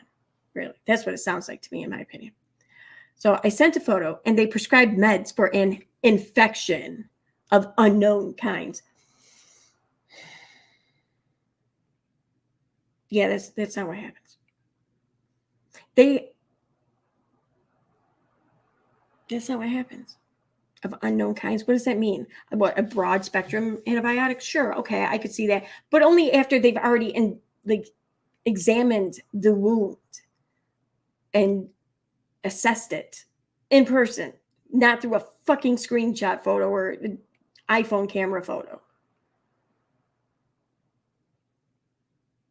Maybe an Android. No. Anyway, I'll start them today along with topical antibiotics. Hopefully this will speed up everything. Thanks for all your concerns. She was also saying, though, how her son's nurse said, oh, you don't need to see a doctor. Come on, please. You're fine. And she says, thanks for all your concerns, but I don't think she really means that. I wasn't trying to be rude, but as a nurse, I was concerned that you were treating it with over-the-counter products. Hope you heal fast. And being a nurse, it should be cultured and then a treatment plan is addressed. Thank you. What doctor looks at a picture and guesses what it is and just pick an antibiotic?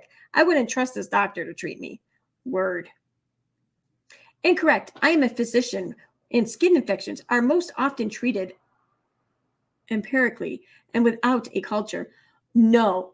Okay. Not one that's been there as described by the patient for 2 months and is that fucking big and that freaking affecting of her life that she cannot put her face on camera.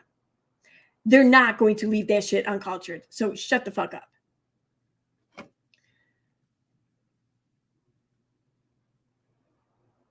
I can't even picture a doctor saying this. I mean, come on. In this case, a picture is as well as eyes on along with the good history she would have given. That's the thing. It's the history that would make this not to be the case. Sorry, you are mistaken.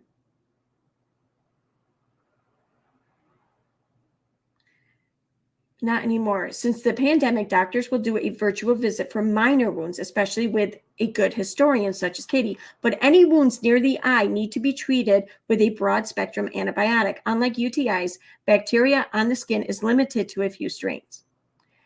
Yeah.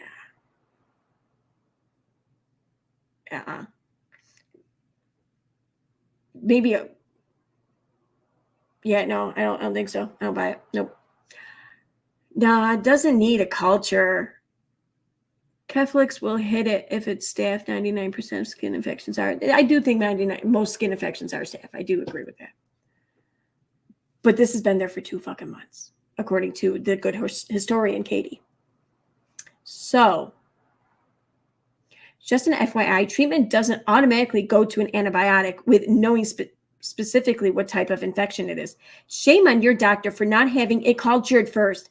There are specific antibiotics for specific infections. Please be proactive and get it done right, maybe with another doctor. Thank you. Yes. Yeah.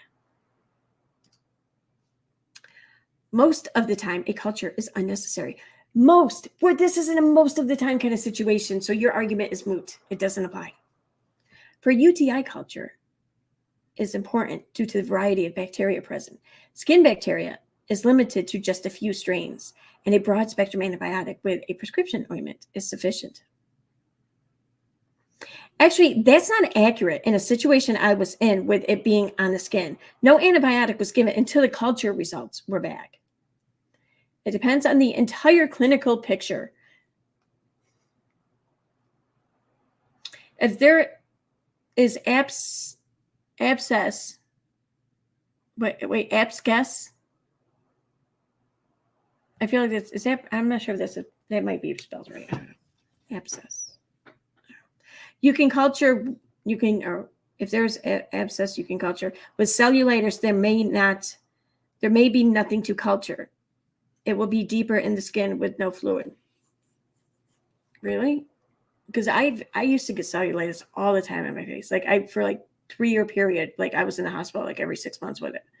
And they figured out what kind of infection, although I think they did through blood work maybe or something. I don't know. I mean, they didn't like go in and take a fucking biopsy of it. But yeah, it was horrible. Like I have a picture of my first time there with it. My face is all swollen. Like I look like the Elephant Man. Maybe deeper in the skin with no fluid. Perhaps that was your doctor's choice. I have no idea what this is about, as I never saw any pictures, but I do hope this antibiotic helps you. Good answer. I haven't seen any photos either.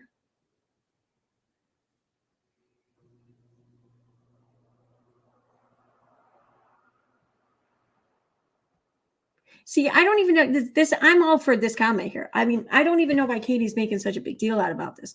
I would like everyone, including Katie, that there is no rule that she ever has to be on camera for YouTube. Chill out. We know what she looks like.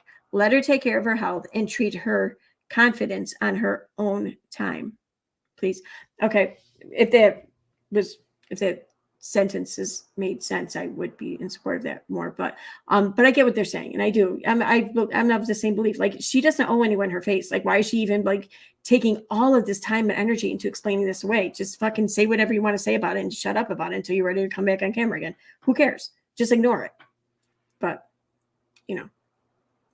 very glad you contacted the doctor. My bro-in-law is an optician and is always hot on any infection in and around the eye, because a lot can go wrong from something very small and a simple infection. Hope it gets better soon.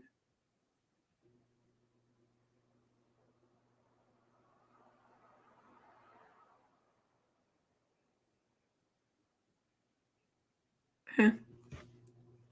Oh shoot! Someone tried coming in over there. No, they didn't. Okay.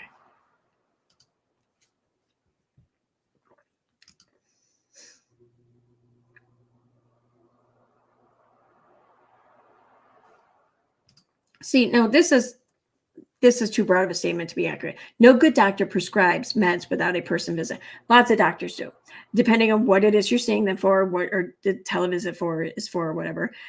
Depending on what your history is, how familiar they are with you and your history. There's a lot of variables that can go into play, and that will determine whether or not a doctor will feel as though they can prescribe such a thing without an in-person visit.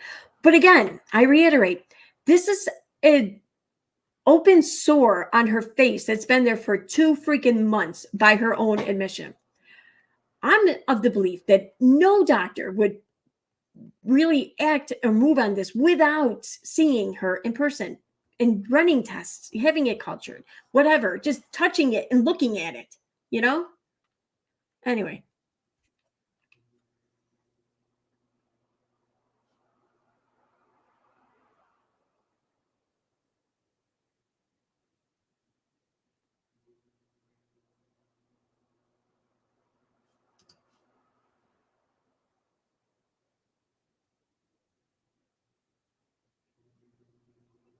What the fuck is okay? I love how people suddenly become doctors.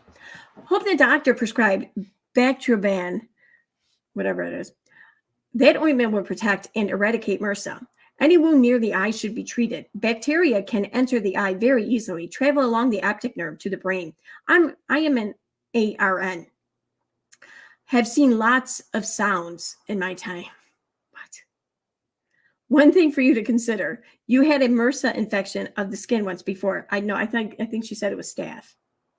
Or no, wait, the thing on her face. That's right. I don't know what that was. That's right. This means that your skin, the largest organ in your body, is likely colonized with MRSA. Yep. Anytime there is a more than superficial opening in your skin, you are at risk for infection. I got staph from an appendectomy at 11, have had 4 surgeries since, and got MRSA every time, and it's 55 years later. I have a friend who, yeah, she's had a lot of issues because of basically like this one issue she's had with her skin, and it developed into MRSA, and just, I feel for her, you know. But let's also talk about the bacteria that lives in our eyelids on a day-to-day basis. The bacteria would have to penetrate the eye to reach the optic nerve. I've seen, I don't know what that word is, but this occurs from surgery and has never reached an optic nerve, not from an infection on the skin or surface of the eye. I once had a patient who died from shingles blister above eye. Yeah. Virus migrated to brain. Personally, I got MRSA from abdominal surgery. 3 weeks later, I had to have emergency eye surgery due to macular hole. I had to use, I don't know, drops. Okay. Oh, shit. 1 second. Oh, wait a second. Hold on.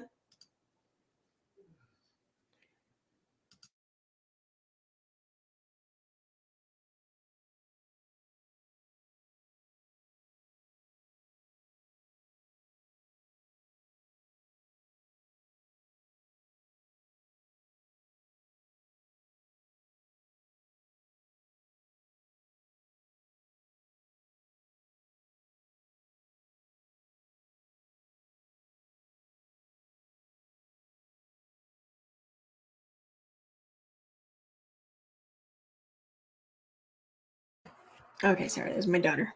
I think she wanted to hang out tomorrow, but I have to work. I'm real sick of work. Oh, that is how you spell abscess? Okay. Thank you, autistic. It just didn't look right to me. I don't know why.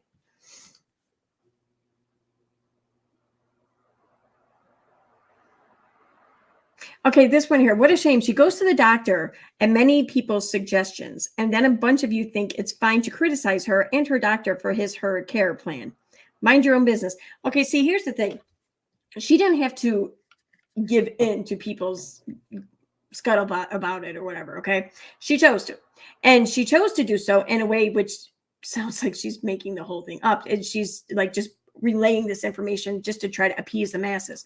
So that's what people are calling her out on. It's not her doctor's plan or whatever. It's the fact that she sounds like she's full of shit. So.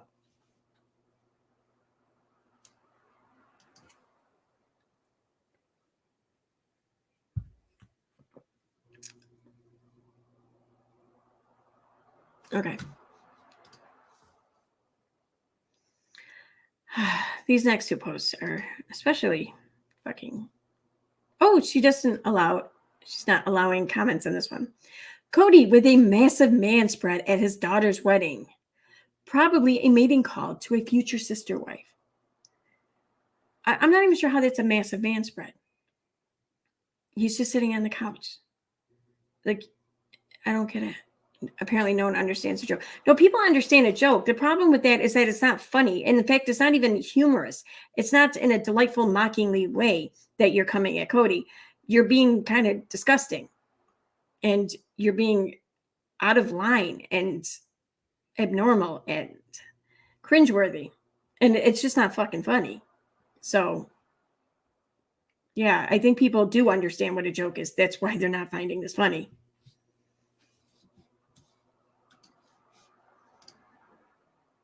I'm going to start labeling all photos since no one reads captions. This is a joke. A joke. Jokes are for fun, silly, and to lighten the mood. Jokes are not intended to be serious. Oh, thanks for explaining what a joke is here. Because clearly you don't know what one is. It's a joke. Don't take it so seriously. See, now what would have been funny if you had said, listen, it's not a dick. Don't take it so hard. That would have been funny. I would have laughed at that, especially in this context. Cody Brown's mating call for future sister wives exposed. See, and in this meme, you're not even talking about the man spread. You're just pointing out his junk. Like, why are you pointing out his junk? Like, this is just fucking, I don't know. Oh, God, this is so gross. Jokes are not intended to be a reach or even suggest the facts of a situation. They are for your entertainment. No, but they do have to have some sort of tie-in to the situation. And then it has to lead you to an unexpected place for it to be effective, I think. This is an unexpected place in which to lead this, but it's unexpected because it's just fucking gross. Nobody wants to be led to this place, okay? Learning to laugh is good for your soul. Don't like the joke? That's fine. I'm going to stick with the joke of Cody's mating call. Obviously, we know he's feeding a baby. That's a fact, not a joke. Oh, my God. Oh, my God. That last sentence is a fucking joke. You hate when people say things about you, yet boy, do you love poking fun at others, even when there's nothing funny about that particular picture. Come on now. You know better. No, she don't. She don't know better. She does. Or maybe she does, but she doesn't care better.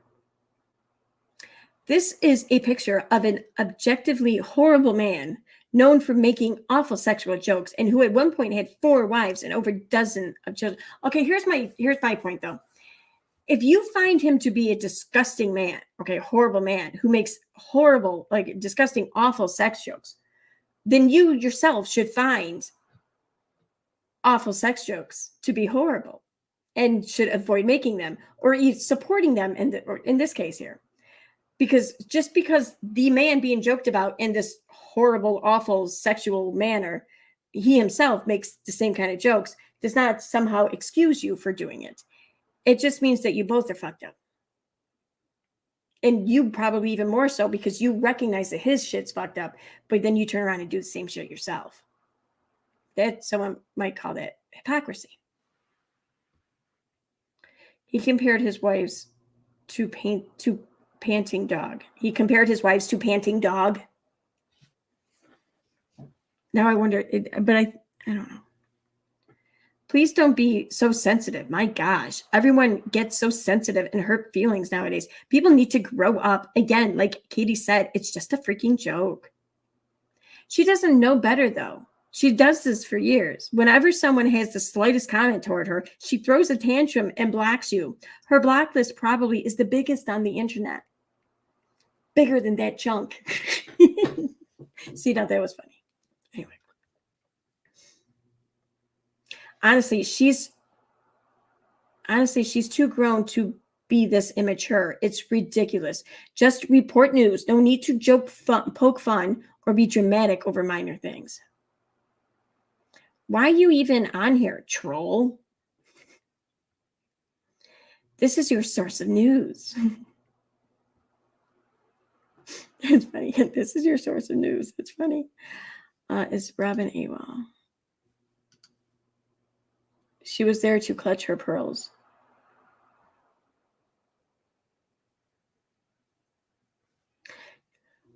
Your humor helps me get through my day. Thank you for that.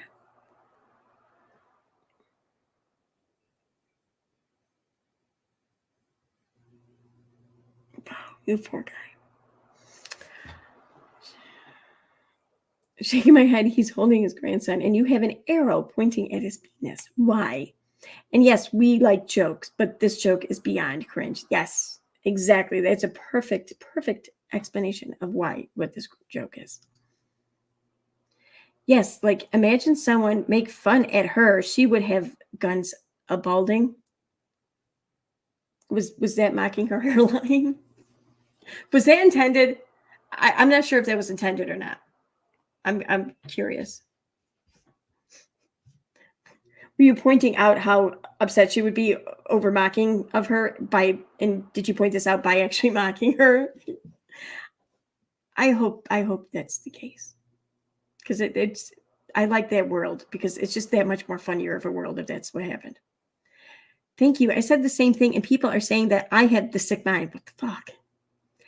Yeah, the people laughing are super weird, and I don't know why they thought this was even okay to post. Super inappropriate. Exactly. Like, I don't like Cody, but this page is beginning to become weird. Like, why would you even think this is okay to post? Why? Yep. Jokes are supposed to, or jokes, Jakes. Jokes are supposed to be funny. No? It's disgustingly weird and not funny at all. Get a better joke. I just think people find it weird to call it a meeting call while he is holding a baby. Yeah.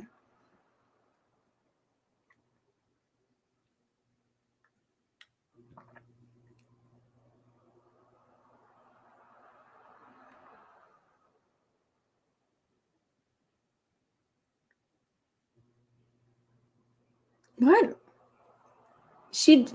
I'm sorry. I gotta kind of side with Katie's for a moment here. Her joke didn't have anything to do with the baby. Like, I don't even think she really cared. I mean, I can see how one might find it inappropriate to make that kind of a joke while in using a picture of him holding a baby, sure. But this person says making a joke involving a child, but her joke didn't involve a child. That's so I gotta come out against that. Let alone a baby. I would hope that a child would measure the same on that scale as a baby and vice versa. But whatever. Has crossed the line. I used to be one of your biggest fans. Are you on drugs? Well, I can get behind the rest of that. I don't see mention of the baby in the joke. See, damn it, I'm fucking agreeing with her supporters now. God damn it. I may have missed something. We'll say though, people have used babies and dogs as pickup bags. You're making a crazy association there.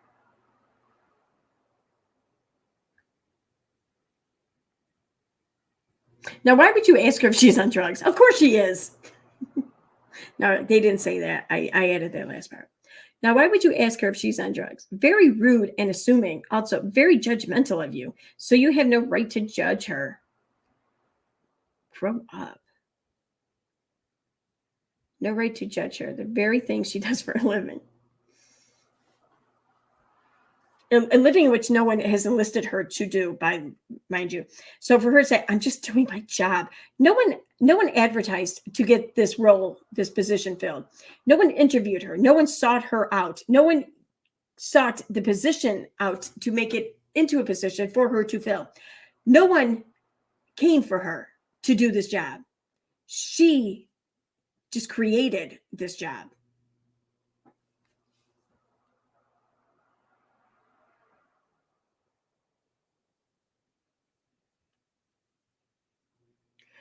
I would not have even thought of anything if she had not have added the arrow to the bulge in his pants.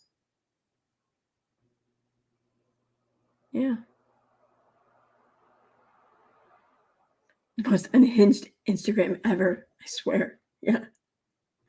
It would be hilarious if he wasn't actually sitting there with a baby. I'm probably being super sensitive as I just watched Sound of Freedom. Fuck you with that shit. Oh my God.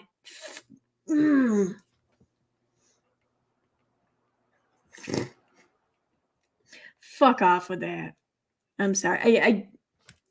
I've been avoiding mentioning this on the channel because I have a feeling it's going to ruffle some feathers, but that is the biggest crock of shit I've ever fucking seen or heard of or whatever. I liked it. It was funny. Lighten up, everyone. On the other hand, really, is this the way a father of the bride dresses? Well, they didn't have like a very formal wedding though, right? I mean, it looks like he's wearing at least nice jeans or dress slacks, one or the other. It looks like that's a nice black shirt, and maybe it's buttoned down, maybe it's just a nice like shirt. He's looks like he's got some jewelry on or something, a watch, anyways. And are those sunglasses though on top of his head? Yeah, that kind of brings it down a little bit if that's the case. I don't know. But whatever. It wasn't a formal wedding, I thought.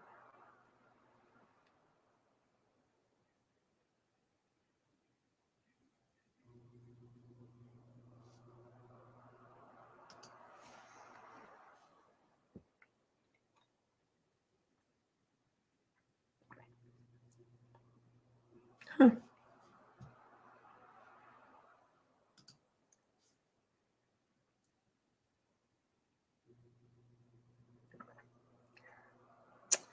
All right, so I'm not gonna go over all the John Gosling shit or whatever. Kate, I don't know. I'm not really interested in that. I want to go over check out her Facebook real quick. I dropped a link though, and I posted it if anyone wants to come up and talk about this.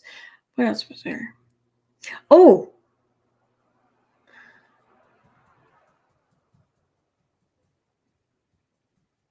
so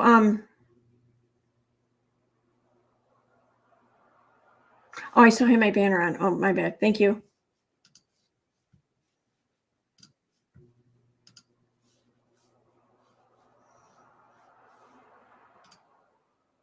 Okay. Oh, Beta's going live. All right, in that case, I think I'm going to wrap this up because I have a feeling I know what she's going to be talking about. I kind of wanted to check that out too, because she and I were on panel last night. It wasn't really planned. Like we talked about doing a stream together, but nothing was set in stone, and nothing really became set in stone until like after 9 p.m. And so I went over on her channel around 11:30 or so, and I was on there for 4 hours. We were just talking. Like it was a great stream. I really enjoyed it. So I kind of want to go check out her stream if she's going live. So I did want to talk a little bit more though about burnt toast and her ridiculousness. But that can wait. I'll be streaming tomorrow night too. I have to work during the day, but I'll be home early. So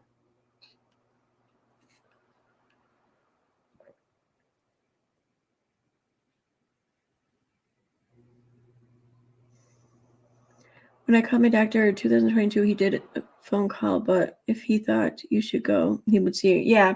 See, the only time my doctor, and my doctor will still do this, will do a phone visit is if it's over COVID, because no point, everyone has a test kits now at home, basically.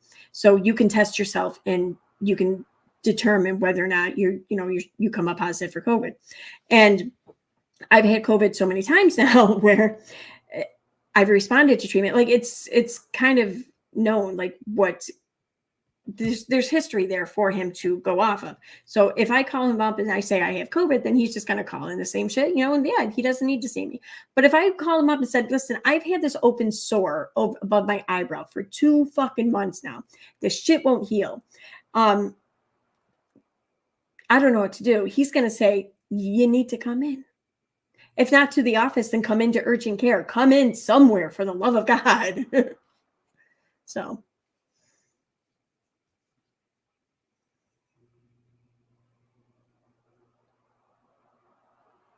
Did you change the original heading on that posted picture? Maybe. I don't know. I think I do have the original screenshot somewhere. I don't know. I envision myself like having more time to prepare for this stream today, but then my iPhone started requiring a blood sacrifice to open it by the spider webs throughout the screen there. So I had to go buy a new phone today. I'm not happy about it. Although I am kind of happy with my new phone though. It's an iPhone again, but my old one was an iPhone 7. So really, I think I was due for an upgrade anyway, but whatever. But that took a long time between getting the phone and then for some reason where we have Spectrum for cell service and the Spectrum store where you can go and purchase a phone and everything, they have all the screen protectors and everything for up on a rack there, but they can't sell them. Like they're fully stocked with merchandise, with product to sell, but they can't sell them because for some reason they don't have like the I don't know, what's it called? POS numbers or whatever in the system. Like the company never provided them with the numbers to input them into their system to be able to be sold. So they're just up there just for looks, apparently. And we're like, what? What the fuck is that? So we had to go to another store to buy the rest of that shit. So that took longer. And then we had to go to it's just my one day off. And it's just one thing after another. Like I gotta have 3 days off a week. I can't do 2 anymore.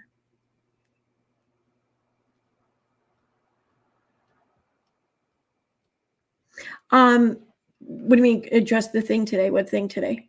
What are you talking about?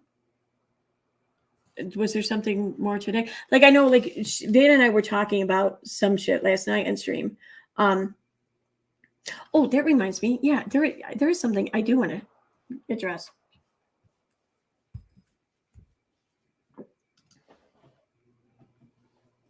That car.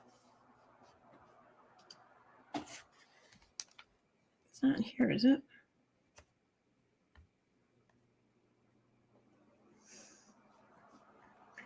Let's see here.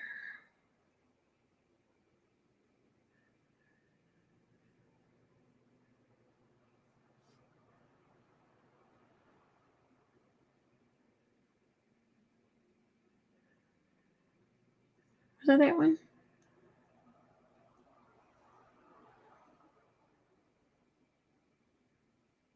Yes, it was. Okay. So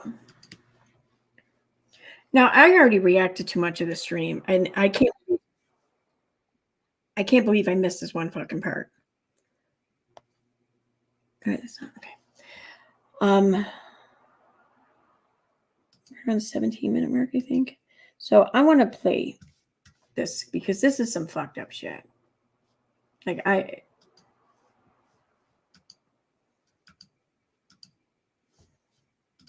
So this stream here, I already reacted to much of it. Toasty Reviews, Tube Top Tammy is lying about art. Zav Girl, Battery Buddy gives parenting advice by Burnt Toast, and it's from 9 days ago. So it's from July 10, 2023. And I'm just gonna say this now. That Tube Top Tammy shit, like that fucking annoys me. Like that is straight up the most misogynistic thing, really, I think I've heard from this community in quite some time. Because you're trying to degrade and belittle this woman down to nothing more than what she puts and covers her tits with. That's what you're doing. I mean, pointing out a tube top is trying to shame a woman for being a woman. Fuck you if you don't see that. I mean, why else are you doing it? Why aren't you pointing out the fact that she wears tube tops if you're not trying to shame her and her tits or something? You know, and you're trying to connect all of that and that shame to what it is you are trying to debunk or shoot down that she's saying. That's fucking misogyny. How is that not? And then you want to sit there and, like, as the more recent name, she's calling her vag or whatever. What is it with you trying to just talk down to this woman by, like, trying to insult her with her female body parts? I mean, that's disgusting. Who the fuck? Why are you doing that? I mean, and Veda doesn't even fucking seem to take issue with this, and it's fine. She doesn't have to. I'm thrilled. I don't want her to. I don't want her to feel like I'm feeling, you know, because I don't know. I mean, it's not even about me, and I'm feeling this way, you know. But this is fucking gross. Like, you are straight up misogynist. Like, I don't want to use the phrase "prove me wrong" because I don't really care for that guy. But yeah, prove me wrong. Anyway. Let me play this. Or whatever, but I could not find it. I also looked up various different versions of whatever name that she has gone by on various public social media platforms. Nothing comes up pertaining to art whatsoever. Nothing. For them to sell in their store. Earthbound is like a hippie, earthy store. But here's when I had it ready to go to send off. Isn't that beautiful? I love how, like, there's the orange clearance sticker on the bottom. That's my favorite part. I love doing that painting. But back to thumbnails. This was my son's. This is let's see. Such a talent to have mastered so many different styles of painting, right? But don't tell her. She doesn't even know enough about art to know that there's different types of paint, different mediums. There's just different types of styles of everything. And the fact that she's just like this expert of everything is pretty amazing. In fact, she's so. Just because someone knows a little bit more than you do doesn't make them an expert to be mocked and ridiculed. I mean, there are a lot of people in this world who know a lot more than you do about a lot of many things. Get over it. Good. She can paint a print. Bet you can't do that. Yeah, that's my sister's son's. My sister's son I always call my son Look up Earthbound Trading Company. Okay, I will definitely do that. because when he was little bitty, right? When he was little bitty, I had him all the time. My sister had to work 24/7, and he used to call me Ma, her mommy, Ma, mommy. So we just both like credit him as our son. It's very weird. It's very strange. Whoa, this is wild and disrespectful to actual artists. It really is. And I actually have some friends that are actual artists. They do it for a living. And when somebody tries to steal their art, it is like, that's so disgusting. It's the same as if you wrote a song and then someone plagiarized it. You know what I'm saying? Like that's really, really messed up. Because I can't have kids. All right. That's probably a good thing. Did you hear that? I want to show y'all his little. Let me play that for you again. Like that's really, really messed up. Because I can't have kids. All right. That's probably a good thing. She says, because I can't have kids, to which Burnt Toast says, that's probably a good thing. What the fuck? Like, when Veda was telling me, like, she's going through a list of things that they said or whatever came at her about, like, there were two things on there.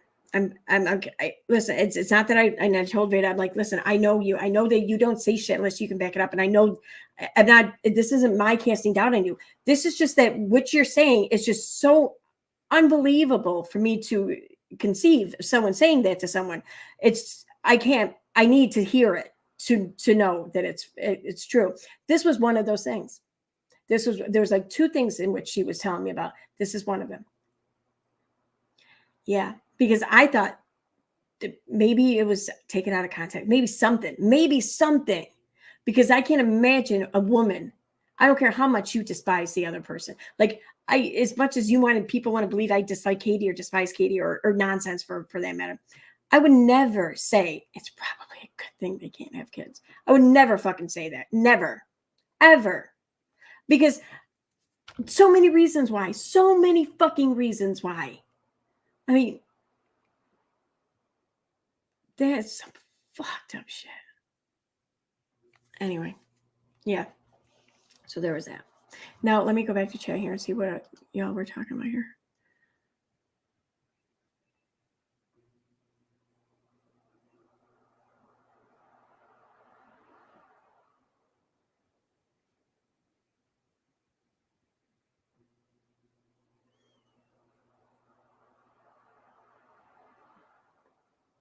Okay, it's Mandy was going to ask if you were going to address the thing today. What thing?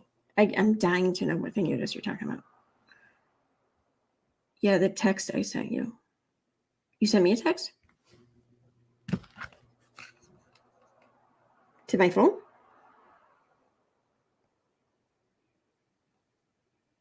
Oh.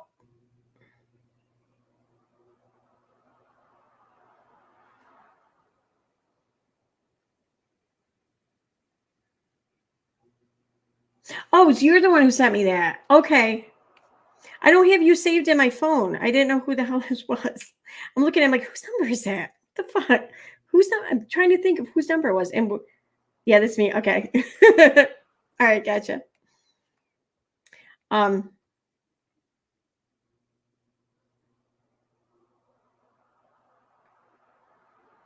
Yeah. Yeah, thank you for sending me that because I didn't have a timestamp or anything. Yeah. There's a few other things that I'm waiting on for Vanda to send me and that I'm absolutely going to address because like I don't care what anyone else has done. I don't care. I don't care. There's just some lines people shouldn't be crossing. I mean, it's fucked up. And I don't know. I don't want to get too much into it now because I'll start talking and go on forever. I did promise you guys though one more drink. I have to say that actually that really upset me. Yeah, no kidding. Yeah. Yep. I mean, That and the whole tube top Tammy thing really fucking gets to me. This is my thing. Okay, fine, but whatever. It's the whole misogyny behind it, and then you know that you will. On top of that, you want to throw in like it's probably a good thing you can't have kids. Like again, that sounds incredibly fucking misogynistic and patriarchal. Like you're trying to assert some sort of control or decision making ability over another woman's uterus. Fuck off with that. You know.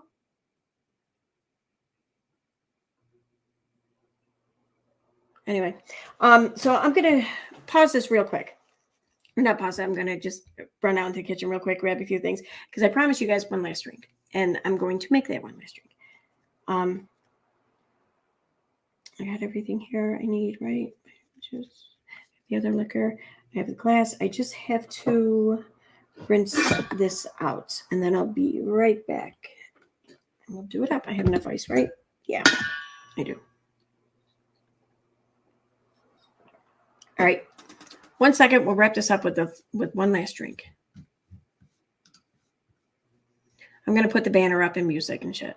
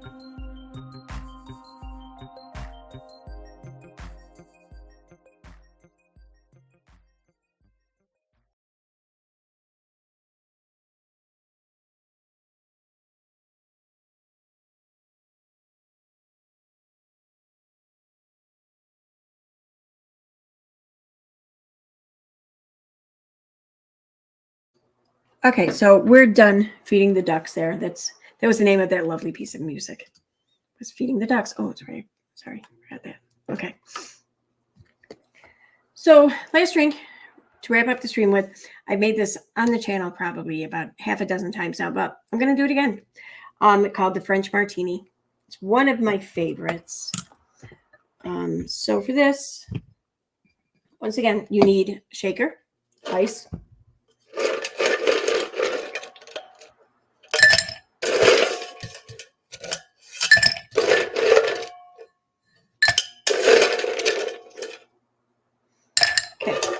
And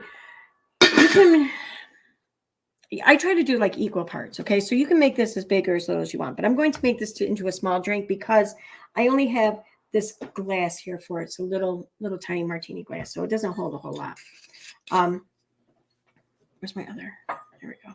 So for this, again, vanilla vodka. You can use your Stoli vanilla, whatever vanilla vodka you want. I personally enjoy the Pinnacle Whip the most. I think it has a little bit more of a vanilla and a sweeter flavor to it. So, and I like that. All right. So for this, I'm going to just do the small part of the sugar. I don't know what else. I don't know if that's an ounce. I don't know if that's a half an ounce. I think it might be an ounce. I don't know. They used to say exactly what unit of measurement it was on the side and the inside, but now it's like none of them say that anymore. I don't know why. Anyway, so the next ingredient is raspberry liqueur. This is your basic, like, cheap knockoff brand of raspberry liqueur. In my opinion, the preferred raspberry liqueur would be Chambord, but it's also like 2.5 times more expensive than this here. So we're going to use this. And you get like a real small amount too with that. Much more money. It's crazy. So same amount as the vanilla vodka. Dump it in. Then your last ingredient is pineapple juice. So here's pineapple juice. And equal parts is that, but I'm going to put a little bit more in there because I just like it. I don't know.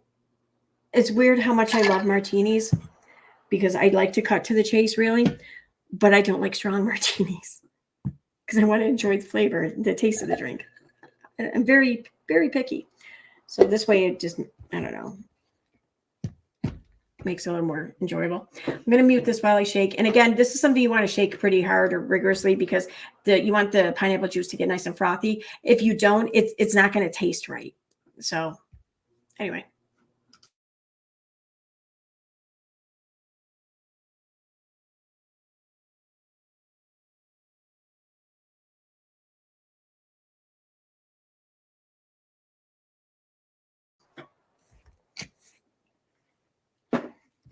All right, and then just strain it on in.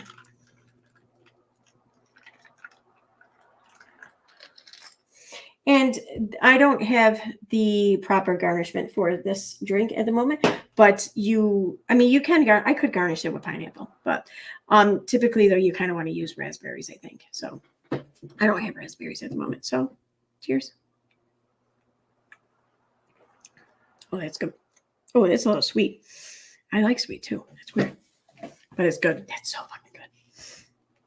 I'm telling you right now, these 3 drinks you cannot go wrong with. And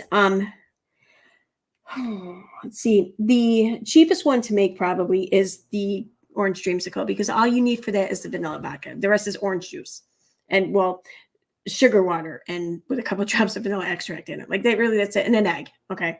All right. Maybe with the price of eggs, it might be a little more, but I mean, that's probably the cheapest one. Next to that is probably this one, the French martini. The French colada, like I made it with rum tonight, but it would have been cheaper, I think, had I made it with the coconut vodka. I think that's cheaper than Malibu or whatever. So, but I used rum. I wanted a rum drink. All right. I'm going to go over here and chat. Say goodnight to everyone. And I will see you guys all. I'll be streaming tomorrow. So.